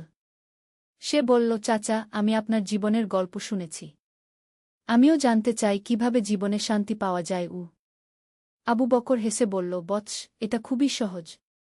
তুমি আল্লাহর উপর আস্থা রাখ, কষ্টের সময় ধৈর্য ধর, সুখের সময় কৃতজ্ঞতা প্রকাশ কর এবং অন্যদের সেবা কর। এই 4টি জিনিস যদি তুমি মেনে চল তবে তোমার জীবনে শান্তি আসবেই। কিন্তু চাচা, যুবকটি বলল, এগুলো তো খুব সাধারণ কথা। আবু বকর বলল, হ্যাঁ, এগুলো সাধারণ কথা, কিন্তু এগুলো পালন করাটাই হলো আসল চ্যালেঞ্জ। আমিও একসময় ভাবতাম যে জীবন জটিল, কিন্তু পরে বুঝতে পেরেছি যে জীবন আসলে অত্যন্ত সহজ যদি আমরা সঠিক দৃষ্টিভঙ্গি রাখি। উপসংহার, চিরন্তন শিক্ষা। আবু বকরের জীবনের গল্প থেকে আমরা কয়েকটি চিরন্তন শিক্ষা পাই। প্রথমত, জীবনে আসা প্রতিটি কষ্টই আল্লাহের পক্ষ থেকে একটি পরীক্ষা। এই পরীক্ষার উদ্দেশ্য আমাদের ধ্বংস করা নয়, বরং আমাদের আত্মাকে পরিশুদ্ধ করা। দ্বিতীয়ত, আমরা যা দেখি তা সবসময় সম্পূর্ণ সত্য নয়। আল্লাহর হিকমত অসীম এবং তিনি অতীত, বর্তমান ও ভবিষ্যৎ সব দেখেন। তৃতীয়ত, প্রকৃত সুখ অর্থসম্পদে নয়, বরং আল্লাহর সন্তুষ্টি অর্জনে। যিনি আল্লাহর প্রতি সন্তুষ্ট, আল্লাহ তার প্রতি সন্তুষ্ট। চতুর্থত, জ্ঞান অর্জন করে সেটি নিজের মধ্যে লুকিয়ে রাখলে চলবে না। সেই জ্ঞান অন্যদের মধ্যে ছড়িয়ে দিতে হবে। পঞ্চমত, দারিদ্র্য এবং সম্পদ উভয়ই পরীক্ষা। দারিদ্র্যে ধৈর্য ধরতে হবে, সম্পদে কৃতজ্ঞতা প্রকাশ করতে হবে। আবু বকরের গল্প আমাদের শেখায় যে জীবনের প্রতিটি মুহূর্তই আল্লাহর একটি নিদর্শন। আমরা যদি সঠিক দৃষ্টিভঙ্গি নিয়ে জীবনকে দেখি, তবে প্রতিটি কষ্টের মধ্যেই একটি রহমত খুঁজে পাব। শেষ কথা হল, জীবন হল একটি সাময়িক পরীক্ষা। এই পরীক্ষায় উত্তীর্ণ হওয়ার জন্য আমাদের দরকার ঈমান, ধৈর্য, কৃতজ্ঞতা এবং মানুষের সেবা। যিনি এই 4টি গুণ অর্জন করতে পারেন, তিনিই প্রকৃত সফল ব্যক্তি। আল্লাহ আমাদের সবাইকে সঠিক পথে চলার তৌফিক দান করুন। আমিন। রাব্বানা আতিনা ফি দুনিয়া হাসানাতান ওয়া ফিল আখিরাতি হাসানাতান ওয়া কিনা আযাবান নার। হে আমাদের রব, আমাদেরকে দুনিয়াতে কল্যাণ দান করুন এবং আখিরাতেও কল্যাণ দান করুন এবং আমাদেরকে জাহান্নামের আগুন থেকে রক্ষা করুন। নূরের পথে একটি ইসলামিক গল্প। প্রথম অধ্যায়, অন্ধকারের মাঝে। ঢাকার পুরান ঢাকার এক অলিগলিতে থাকত হাসান। 25 বছর বয়সী এই যুবকের জীবনটা ছিল একদম এলোমেলো। প্রতিদিন রাত জেগে থাকা, দিনে ঘুম, নামাজ কালাম কিছুই করত না। বাবা মা অনেক বোঝাতেন, কিন্তু হাসান কোনো কথাই শুনত না। হাসানের বাবা মোহাম্মদ আলী একজন ধার্মিক মানুষ ছিলেন। প্রতিদিন 5 ওয়াক্ত নামাজ পড়তেন, কুরআন তিলাওয়াত করতেন। মা ফাতেমা বেগমও খুব সালেহা মহিলা ছিলেন। কিন্তু ছেলে হাসানকে নিয়ে তাদের খুব চিন্তা ছিল। ও আল্লাহ, আমার ছেলেকে সঠিক পথে ফিরিয়ে দাও, প্রতিদিন রাতে মা ফাতেমা দোয়া করতেন। হাসান কলেজে পড়ত, কিন্তু ক্লাসে যেত খুব কমই। বন্ধুদের সাথে আড্ডা দিয়ে সময় কাটাত। তার বন্ধুরাও তার মতোই ছিল, দিনধর্ম নিয়ে কোনো মাথাব্যথা নেই। একদিন সকালে হাসান ঘুম থেকে উঠে দেখল তার বাবা নামাজের জায়নামাজে বসে কাঁদছেন। এই দৃশ্য দেখে হাসানের মনটা খারাপ হয়ে গেল। কিন্তু তবুও সে কিছু বলল না। দিনগুলো এভাবেই চলে যাচ্ছিল। হাসানের জীবনে কোনো লক্ষ্য ছিল না, কোনো উদ্দেশ্য ছিল না। দ্বিতীয় অধ্যায়, প্রথম ধাক্কা। একদিন হাসান তার বন্ধুদের সাথে ঢাকার রমনা পার্কে বসে আড্ডা দিচ্ছিল। হঠাৎ করে তার ফোনে একটা কল এল। মায়ের কান্নার আওয়াজ শুনতে পেল। হাসান, তাড়াতাড়ি বাড়ি আস, তোর বাবার খুব অসুস্থ। হাসান দৌড়ে বাড়ি পৌঁছ। দেখল বাবাকে হাসপাতালে নিয়ে যাওয়ার জন্য তৈরি করা হচ্ছে। ডাক্তার এসে বলল, হার্ট অ্যাটাক হয়েছে, তাড়াতাড়ি হাসপাতালে নিতে হবে। হাসপাতালে 3 দিন বাবা অজ্ঞান অবস্থায় ছিলেন। হাসান হাসপাতালের বেডের পাশে বসে থাকত। এই 3 দিনে সে প্রথমবারের মতো গভীরভাবে চিন্তা করল জীবন নিয়ে। বাবা যদি মারা যান, আমি তো তাকে কখনো সন্তুষ্ট করতে পারিনি। কত কষ্ট দিয়েছি। হাসানের মন খারাপ হয়ে গেল। তৃতীয় দিন বাবা চোখ খুল দুর্বল গলায় বলল, হাসান, বাবাগু। হাসান কাছে গিয়ে বসল। হাসান, আমার সময় হয়ে এসেছে। আমি চলে যাওয়ার আগে তোর কাছে একটা অনুরোধ আছে। বাবা, এসব কথা বলবেন না। আপনি ভালো হয়ে যাবেন। না বাবা, আল্লাহর ফয়সালা। আমার অনুরোধ হল, তুই একবার হজ করে আয়। আমার সব টাকা জমানো আছে তোর হজের জন্য। হাসানের চোখে পানি এসে গেল। বাবা, আমি হজ করব, কিন্তু আপনাকে সাথে নিয়ে বাবা হাসলেন। ইনশা আল্লাহ। তৃতীয় অধ্যায়, পরিবর্তনের সূচনা। আল্লাহর রহমতে বাবা সুস্থ হয়ে গেলেন। কিন্তু ডাক্তার বলল, অনেক সাবধানে থাকতে হবে। আর কোনো টেনশন নেওয়া যাবে না। বাড়ি ফিরে আসার পর হাসান অনেক চিন্তা করল। সে বুঝতে পারল যে তার জীবনে পরিবর্তন আনতে হবে। বাবার অনুরোধ অনুযায়ী সে হজের প্রস্তুতি নিতে শুরু করল। প্রথমে সে একটা ইসলামিক বই কিনে পড়তে শুরু করল। সিরাতুন নবী সা বইটি পড়তে গিয়ে তার মন ভরে গেল। রাসূল সা এর জীবনের ঘটনাগুলো পড়ে সে অভিভূত হয়ে গেল। এত সুন্দর জীবন, কত ত্যাগ, কত সংগ্রাম। হাসান ভাবল। ধীরে ধীরে সে নামাজ পড়তে শুরু করল। প্রথম দিকে খুব কষ্ট হতো। কিন্তু মা ফাতেমা বেগম যখন দেখল যে ছেলে নামাজ পড়ছে তার আনন্দের সীমা রইল না। আলহামদুলিল্লাহ, আল্লাহ আমার দোয়া কবুল করেছেন কি মা খুশিতে কান্না করল। হাসান এবার আরবি শেখা শুরু করল, কুরআন বুঝে পড়ার জন্য। স্থানীয় একটা মাদ্রাসায় সন্ধ্যার ক্লাসে ভর্তি হল। চতুর্থ অধ্যায়, নতুন বন্ধুত্ব। মাদ্রাসায় হাসানের সাথে পরিচয় হল রহিমের সাথে। রহিম তার সমবয়সী কিন্তু অনেক জ্ঞানী। সে ছোটবেলা থেকেই দ্বীনি শিক্ষায় শিক্ষিত। ভাই হাসান, আল্লাহ যাকে হিদায়েত দেন সেই সঠিক পথ পায়। আপনি খুব ভাগ্যবান, রহিম বলল। রহিমের সাথে বন্ধুত্ব হাসানের জীবনে নতুন মাত্রা যোগ করল। রহিম তাকে বিভিন্ন ইসলামিক বই পড়তে দিত, ইসলামের ইতিহাস শোনাত। ভাই জানেন ইমাম আবু হানিফা এর কথা? তিনি একবার নামাজের মধ্যে এক আয়াত 200 বার পড়েছিলেন। রহিম বলল। কেন? হাসান জিজ্ঞেস করল। কারণ তিনি মনোযোগ দিয়ে পড়তে চেয়েছিলেন। যতক্ষণ না মনোযোগ এল ততক্ষণ পড়তে থাকলেন। হাসান অভিভূত হয়ে গেল। সুবহান আল্লাহ।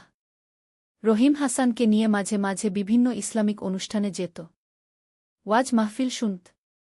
হাসানের মধ্যে দিন দিন পরিবর্তন আসতে লাগল। পুরানো বন্ধুরা হাসানকে দেখে অবাক হতো। হাসান, তোর কি হয়েছে? এত ধার্মিক হয়ে গেছিস কেন? হাসান হেসে বলত, ভাই, আল্লাহর রহমত। পঞ্চম অধ্যায়, হজের প্রস্তুতি। হাসান এবার হজের জন্য নিবন্ধন করল। হজের নিয়মকানুন, দোয়া দরুদ, মাসায়েল সব শিখতে লাগল। তার বাবা মা খুব খুশি ছিলেন। বাবা, আমি হজে যাওয়ার আগে আপনার আর মায়ের কাছে মাফ চাই। আমি অনেক কষ্ট দিয়েছি। হাসান একদিন বাবা মায়ের পায়ে হাত দিয়ে বলল। বাবা চোখের পানি মুছে বলল, বাবা, আল্লাহ তোকে ক্ষমা করে দিয়েছেন। আমরাও তোকে ক্ষমা করে দিলাম। এখন তুই আমাদের গর্ব। হজের আগে হাসান তার সব বন্ধুবান্ধব, আত্মীয় স্বজনের কাছে ক্ষমা চাইল। যাদের সাথে খারাপ ব্যবহার করেছিল তাদের কাছে গিয়ে মাফ চাইল। ভাই হাসান, এটাই তো ইসলামের শিক্ষা। হজের আগে সবার সাথে সাফ হয়ে যেতে হয়, রহিম বলল। হাসান হজের আগে রোজা রাখতে শুরু করল। অতিরিক্ত নফল নামাজ পড়তে লাগল। কুরআন তিলাওয়াত বাড়িয়ে দিল। ষষ্ঠ অধ্যায়, পবিত্র সফর। অবশেষে হজের দিন এসে গেল। হাসান তার বাবা মায়ের কাছ থেকে বিদায় নিল। বাবা, আমার জন্য দোয়া করবেন? হাসান বলল। আল্লাহ তোর হজ কবুল করুন। তুই যেন গুনাহমুক্ত হয়ে ফিরে আসিস, কি মা দোয়া করল। বিমানে চড়ে হাসান সৌদি আরবের দিকে রওনা হল। বিমানে বসে সে মনে মনে দোয়া করতে লাগল। ইয়া আল্লাহ, আমাকে তোমার ঘরের মেহমান বানিয়েছ। আমার গুনাহগুলো মাফ করে দাও। সৌদি আরব পৌঁছে হাসান যখন প্রথম কাবা শরীফ দেখল তার চোখে পানি এসে গেল। এত সুন্দর, এত মহিমান্বিত। লা ইলাহা ইল্লাল্লাহ। কি সুন্দর! হাসানের মুখ দিয়ে আপনা আপনি বেরিয়ে এল। সে তা অফ করল। সাফা মারওয়ায় সাই করল। প্রতিটি ইবাদত করার সময় তার মনে শুধু একটা কথাই ঘুরপাক খাচ্ছিল, ইয়া আল্লাহ, আমাকে ক্ষমা করে দাও। সপ্তম অধ্যায়, আরাফাতের ময়দান। হজের সবচেয়ে গুরুত্বপূর্ণ দিন, আরাফাতের দিন। সকাল থেকেই হাসান আরাফাতের ময়দানে পৌঁছে গেল। লাখ লাখ মানুষ একসাথে আল্লাহর কাছে দোয়া করছে। সুবহান আল্লাহ! এত মানুষ একসাথে, হাসান অভিভূত হয়ে গেল। সে দোয়ায় মগ্ন হয়ে গেল। তার অতীতের সব গুনাহর কথা মনে পড়ল। কত যে অন্যায় করেছে, কত যে বাবা মাকে কষ্ট দিয়েছে। ইয়া আল্লাহ, আমি একজন বড় গুনাহগার। কিন্তু তুমি তো গফুরুর রহিম। আমাকে ক্ষমা করে দাও। হাসান কান্নায় ভেঙে পড়ল। আরাফাতের ময়দানে সে সারাদিন দোয়া করল। সবার জন্য, বাবা মায়ের জন্য, বন্ধুদের জন্য, সব মুসলমানদের জন্য। সূর্যাস্তের সময় যখন আরাফাত থেকে মুজদালিফার দিকে রওনা দিল, হাসানের মনে একটা আলাদা প্রশান্তি অনুভব করল। আল্লাহ আমার দোয়া কবুল করেছেন। আমি অনুভব করতে পারছি। হাসান মনে মনে ভাবল। অষ্টম অধ্যায়, নতুন মানুষ। হজ শেষ করে হাসান যখন দেশে ফিরে এল তার চেহারায় একটা আলাদা নূর দেখা যাচ্ছিল। বাবা মা তাকে দেখে খুব খুশি হলেন। মাশা আল্লাহ! হাজী সাহেব কেমন আছেন? বাবা হাসতে হাসতে বলল। আলহামদুলিল্লাহ বাবা। আল্লাহ আমার হজ কবুল করেছেন, হাসান বলল। হাসান এখন নিয়মিত 5 ওয়াক্ত নামাজ পড়ত। তাহাজ্জুদ নামাজও পড়ত। কুরআন তিলাওয়াত করত। তার আচরণ সম্পূর্ণ পরিবর্তন হয়ে গেছে। সে তার পুরানো বন্ধুদের সাথেও দিনের কথা বলত। তাদেরকেও সঠিক পথে আসার দাওয়াত দিত। ভাই, একবার নামাজ পড়ে দেখো, কি শান্তি পাবে, কে হাসান তার বন্ধু করিমকে বলল। হাসান, তুই তো একদম বদলে গেছিস, কি? করিম বলল। হ্যাঁ ভাই, আল্লাহ আমাকে হিদায়েত দিয়েছেন গু। নবম অধ্যায়, দাওয়াতি কাজ। হাসান এখন দাওয়াতি কাজে অংশ নিতে শুরু করল। রহিমের সাথে মিলে স্থানীয় যুবকদের মাঝে ইসলামের দাওয়াত দিত। ভাইয়েরা, আমি নিজেও একসময় পথভ্রষ্ট ছিলাম, কিন্তু আল্লাহ আমাকে সঠিক পথ দেখিয়েছেন। আপনারাও পারবেন, হাসান যুবকদের উদ্দেশ্যে বলত। তার কথায় অনেকেই প্রভাবিত হতো। কিছু যুবক নামাজ পড়তে শুরু করল। হাসান এখন কলেজেও নিয়মিত যেত, পড়াশোনায় মনোযোগ দিত, কারণ সে বুঝতে পেরেছিল যে ইসলামে শিক্ষার গুরুত্ব অনেক। প্রথম যে আয়াত নাজিল হয়েছিল তা ছিল ইকরা পড়ুন। এটাই প্রমাণ করে ইসলামে শিক্ষার কত গুরুত্ব হাসান তার বন্ধুদের বলত। দশম অধ্যায়, বিয়ে এবং নতুন দায়িত্ব। কয়েক বছর পর হাসানের বিয়ে হল আয়েশার সাথে। আয়েশা খুব ধার্মিক এবং শিক্ষিত মেয়ে ছিল। তাদের দুজনের মিলন হল ইসলামের ভিত্তিতে। আয়েশা, আমরা দুজনে মিলে আল্লাহর জন্য একটা আদর্শ পরিবার গড়ব। হাসান বিয়ের দিন আয়েশাকে বলল। ইনশা আল্লাহ, ও আয়েশা জবাব দিল। তাদের ঘরে 1 বছর পর একটি ছেলের সন্তান জন্ম নিল। তারা ছেলের নাম রাখল আব্দুল্লাহ। আয়েশা, আমাদের ছেলেটাকে আমরা সঠিক দিনই শিক্ষা দেব, সে যেন একজন আদর্শ মুসলমান হয়ে বড় হয়, হাসান বলল। হাসান এখন একটি ইসলামিক স্কুলে শিক্ষকতা করত। ছোট বাচ্চাদের ইসলামের মৌলিক বিষয়গুলো শেখাত। তার শিক্ষার পদ্ধতি ছিল খুব সহজ এবং প্রাণবন্ত। বাচ্চারা, তোমরা জানো আল্লাহ আমাদের কত ভালোবাসেন, আমাদের জন্য কত নিয়ামত দিয়েছেন? হাসান ক্লাসে বাচ্চাদের বলত। স্যার, কত নিয়ামত? একটি বাচ্চা জিজ্ঞেস করল। এই যে তোমার চোখ আছে দেখার জন্য, কান আছে শোনার জন্য, হাত আছে কাজ করার জন্য, এগুলো সব আল্লাহর নিয়ামত। বাচ্চারা মুগ্ধ হয়ে শুনত। একাদশ অধ্যায়, বাবার শেষ দিন। হাসানের বাবা মোহাম্মদ আলী বয়সের ভারে দুর্বল হয়ে পড়লেন। একদিন তিনি হাসানকে ডেকে বলল, হাসান বাবা, আমি খুব খুশি যে আল্লাহ তোকে সঠিক পথে ফিরিয়ে এনেছেন। আমার আর কোনো আফসোস নেই। বাবা, আপনি এসব কথা বলবেন না, আপনি আরও অনেক দিন আমাদের সাথে থাকবেন। হাসান বলল, না বাবা, আমার সময় হয়ে এসেছে, তবে আমি শান্তিতে যাচ্ছি। তুই একজন আদর্শ ছেলে হয়েছিস গু। কয়েক সপ্তাহ পর বাবা ইন্তেকাল করলেন। মৃত্যুর আগের রাতে তিনি অনেক তাসবিহ তাহলিল পড়েছিলেন।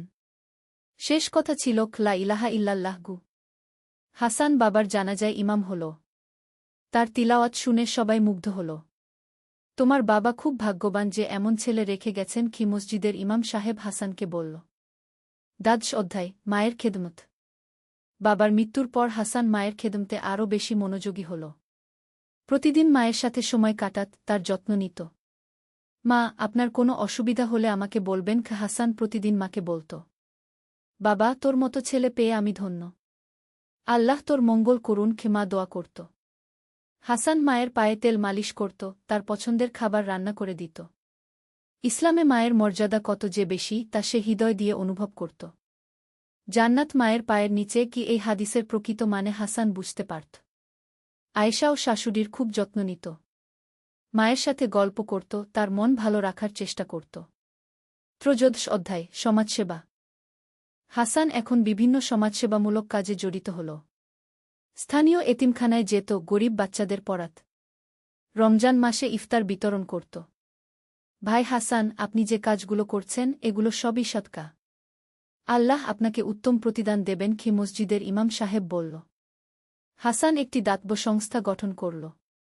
নাম দিল নূরের পথ।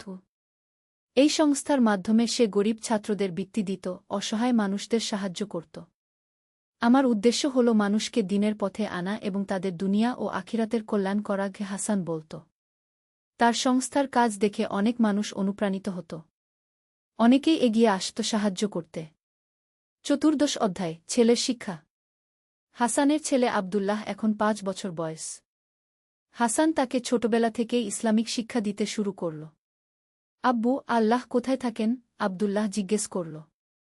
বেটা, আল্লাহ আমাদের উপরে আসমানে থাকেন, কিন্তু তিনি সব জায়গায় আছেন। তুমি যেখানেই থাকো, আল্লাহ তোমাকে দেখেন। হাসান সহজ ভাষায় বোঝাল।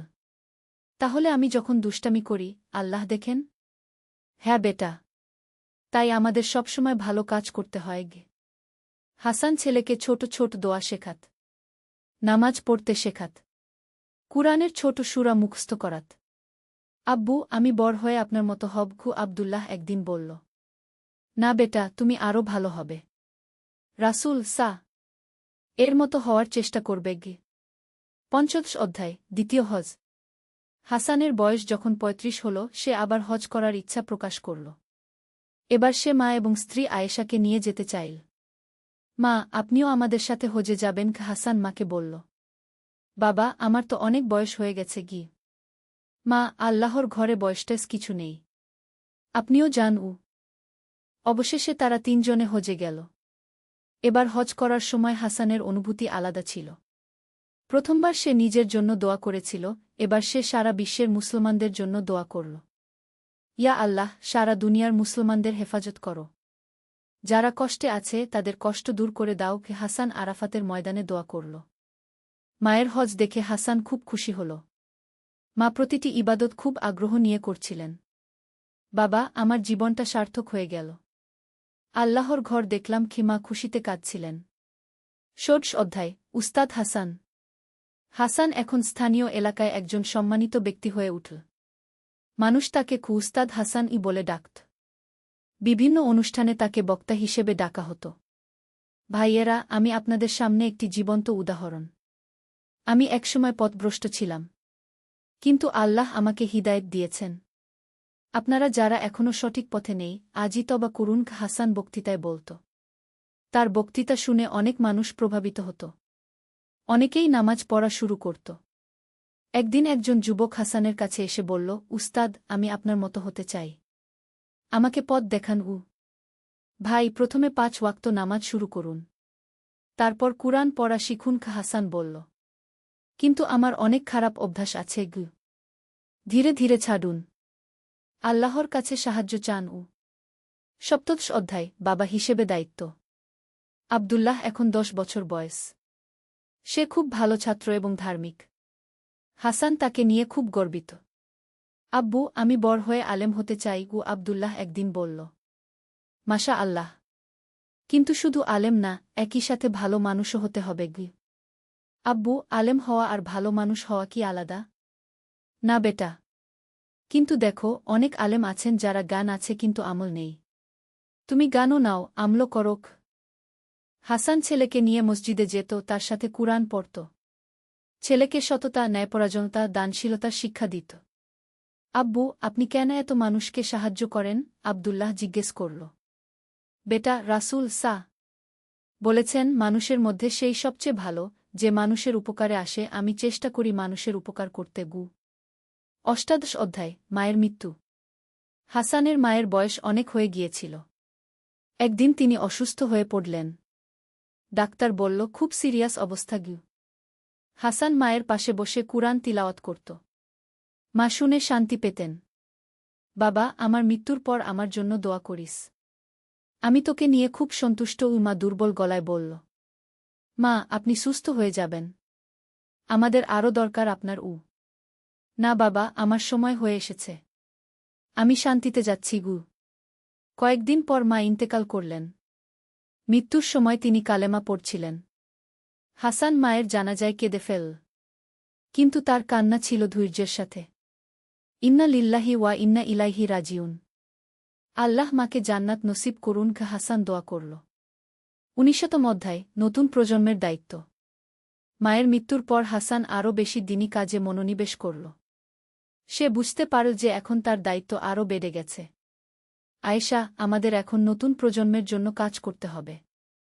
যুবকদের সঠিক পথে আনতে হবে। হাসান স্ত্রীকে বলল, আপনি ঠিকই বলেছেন। আমিও মেয়েদের জন্য কোনো কাজ করতে চাই। আয়েশা মহিলাদের জন্য একটি ইসলামিক শিক্ষা কেন্দ্র চালু করল। সেখানে মেয়েরা কুরআন পড়া, ইসলামিক শিষ্টাচার ইত্যাদি শিখত। হাসান আরও বেশি লেখালেখি শুরু করল। ইসলামিক ম্যাগাজিনে লিখত। বই লিখল আমার হিদায়েতের গল্প। এই বইটি অনেক যুবকের জীবন পরিবর্তন করেছিল। ২০তম অধ্যায়, আব্দুল্লাহর বিয়ে। আব্দুল্লাহ এখন ২৫ বছর বয়সী একজন আলেম হয়েছে। সে তার বাবার মতোই দিনদার এবং সমাজসেবী। আব্বু, আমি বিয়ে করতে চাই, আব্দুল্লাহ একদিন বাবাকে বলল। আলহামদুলিল্লাহ। কোনো মেয়ে পছন্দ করেছিস? হ্যাঁ আব্বু। ফাতেমা নামে এক মেয়ে।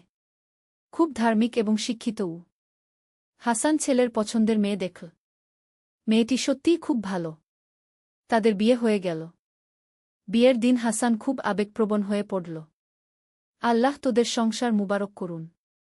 তোরা আমাদের মতো একটা সুন্দর পরিবার গড়িস, কি হাসান ছেলে বুকে দোয়া করল। ২১তম অধ্যায়, নাতিনাতনী। আব্দুল্লাহ এবং ফাতেমার ঘরে দুটি সন্তান জন্ম নিল। একটি ছেলে মুহাম্মদ, একটি মেয়ে খাদিজা। হাসান নানা হয়ে খুব খুশি। নানু, আমাকে নামাজ শেখান, ৬ বছর বয়সী মুহাম্মদ বলল। আয় বেটা, নানু তোকে নামাজ শেখাবো। হাসান নাতিকে কোলে নিয়ে বলল। হাসান নাতিনাতনীদের নিয়ে খুব সময় কাটাত। তাদের ইসলামিক গল্প শোনাত, দোয়া-দরুদ শেখাত। নানু, আপনার বাবা কেমন ছিলেন? খাদিজা জিজ্ঞেস করল। আমার বাবা খুব ভালো মানুষ ছিলেন। তিনি আমাকে সঠিক পথে ফিরিয়ে এনেছিলেন। কিভাবে? সেই গল্প অনেক লম্বা। একদিন সময় নিয়ে বলবো। ২২তম অধ্যায়, প্রভাব বিস্তার। হাসানের প্রভাবে এলাকার অনেক মানুষের জীবনে পরিবর্তন এসেছিল। যারা একসময় পথভ্রষ্ট ছিল তারা এখন ধার্মিক। যারা অশিক্ষিত ছিল তারা এখন শিক্ষিত। উস্তাদ হাসান, আপনার কারণে আমাদের এলাকা অনেক পরিবর্তন হয়েছে, কি একজন বয়স্ক ব্যক্তি বলল। না ভাই, এটা আল্লাহর ফজল। আমি তো শুধু মাধ্যম। হাসানের প্রতিষ্ঠিত নূরের পথ ও সংস্থা এখন অনেক বড় হয়ে গেছে। দেশের বিভিন্ন জায়গায় এর শাখা রয়েছে। হাজার হাজার মানুষের সাহায্য পাচ্ছে। আব্বু, আপনি কিভাবে এত বড় একটা কাজ করলেন? আব্দুল্লাহ জিজ্ঞেস করল। বেটা, ছোট শুরু করেছিলাম। একে একে বড় হয়েছে। আল্লাহর সাহায্য ছিল। ২৩তম অধ্যায়, বার্ধক্য এবং প্রস্তুতি। হাসানের বয়স এখন ৬০ পেরিয়ে গেছে। চুলদাড়ি পেকে গেছে, কিন্তু মনের জোর কমেনি। আয়েশা, আমাদের এখন আখিরাতের প্রস্তুতি নিতে হবে। আর কতদিন এই দুনিয়ায় থাকব? হাসান স্ত্রীকে বলল। আপনি ঠিক বলেছেন। আমরা আরও বেশি ইবাদত করি। হাসান এখন তাহাজ্জুদে আরও বেশি সময় কাটাত। দীর্ঘ দোয়া করত। কুরআন তিলাওয়াত বাড়িয়ে দিয়েছিল। ইয়া আল্লাহ, আমাকে ঈমানের সাথে মৃত্যু দান করো। আমার সন্তান-সন্ততিদের হেফাজত করো। হাসান প্রতিদিন এই দোয়া করত। সে আরও বেশি সদকা করতে শুরু করল। তার সব সম্পদ দান করে দিল সমাজসেবায়। ২৪তম অধ্যায়, শেষ হজ। হাসান তৃতীয়বার হজ করার ইচ্ছা প্রকাশ করল। এবার সে একা যেতে চাইল। আব্বু, আমিও আপনার সাথে যাব। আব্দুল্লাহ বলল। না বেটা, তুই এখানে থেকে কাজ দেখ। এটা হয়তো আমার শেষ হজ। হাসান একা হজে গেল। এবার তার মনে একটা আলাদা অনুভূতি কাজ করছিল। মনে হচ্ছিল এটাই তার শেষ সাক্ষাৎ আল্লাহর ঘরের সাথে। কাবা শরীফের সামনে দাঁড়িয়ে সে বলল, ইয়া আল্লাহ, তুমি আমাকে অনেক দিয়েছ। আমার জীবন তোমার জন্যই উৎসর্গ করেছি। এখন আমি তোমার কাছে ফিরে যাওয়ার প্রস্তুতি নিচ্ছি। আরাফাতের ময়দানে সে শুধু একটি দোয়াই করল, ইয়া আল্লাহ, আমাকে ঈমানের সাথে মৃত্যু দান করো। ২৫তম অধ্যায়, শেষ দিনগুলো। হজ থেকে ফিরে এসে হাসান আরও বেশি ইবাদতে মশগুল হয়ে গেল। প্রতিদিন কুরআন খতম করত। বেশি বেশি তাসবিহ তাহলিল পড়ত। আব্বু, আপনার শরীর ভালো আছে তো? আব্দুল্লাহ চিন্তিত গলা জিজ্ঞেস করল। হ্যাঁ বেটা, আলহামদুলিল্লাহ। শুধু মনে হচ্ছে আমার সময় ঘনিয়ে আসছে। হাসান তার জীবনের শেষ দিনগুলোতে বেশি বেশি দোয়া করত, ইস্তেগফার পড়ত। সবার কাছে ক্ষমা চাইত। আব্দুল্লাহ, তুই আমার সব কাজ এগিয়ে নিয়ে যাবি। গরিবদের সেবা করবি। দিনের দাওয়াত দিবি। জি আব্বু। আপনার সব কাজ আমি এগিয়ে নিয়ে যাব। ৬০তম অধ্যায়, বিদায়। একদিন ফজরের নামাজের পর হাসান অসুস্থ হয়ে পড়ল। ডাক্তার দেখে বলল, খুব সিরিয়াস অবস্থা। হাসান বিছানায় শুয়ে কালেমা পড়তে লাগল। পরিবারের সবাই তার চারপাশে এসে জড়ো হল। আব্বু, আমাদের ছেড়ে যাবেন না? আব্দুল্লাহ কেঁদে ফেল। বেটা, কাঁদিস না। এটা আল্লাহর ফয়সালা। তুই আমার সব কাজ এগিয়ে নিয়ে যাবি। জি আব্বু। হাসান শেষ কথা বলল, তোরা সবাই নামাজ কালাম ঠিক রাখিস। আল্লাহকে ভয় করিস। সন্ধ্যার সময় হাসানের শেষ নিঃশ্বাস বের হল। শেষ কথা ছিল লা ইলাহা ইল্লাল্লাহু মুহাম্মাদুর রাসূলুল্লাহ গো। উপসংহার, অনুপ্রেরণার উৎস।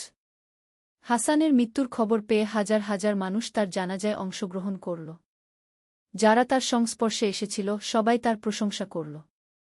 হাসান ভাই একজন আদর্শ মানুষ ছিলেন ও একজন বলল, তিনি আমার জীবন পরিবর্তন করে দিয়েছেন কি আরেকজন বলল, আব্দুল্লাহ বাবার সব কাজ এগিয়ে নিয়ে গেল। নূরের পথ ও সংস্থা আরও বড় হল। হাসানের নাতি মুহাম্মাদও বড় হয়ে দাদার মতো দিনের খেদমতে নিজেকে নিয়োজিত করল। হাসানের জীবন কাহিনী অনেক মানুষের জন্য অনুপ্রেরণার উৎস হয়ে রইল। যারাই তার গল্প শুনত তারা বুঝত যে আল্লাহর রহমতে যে কোনো মানুষ পরিবর্তন হতে পারে।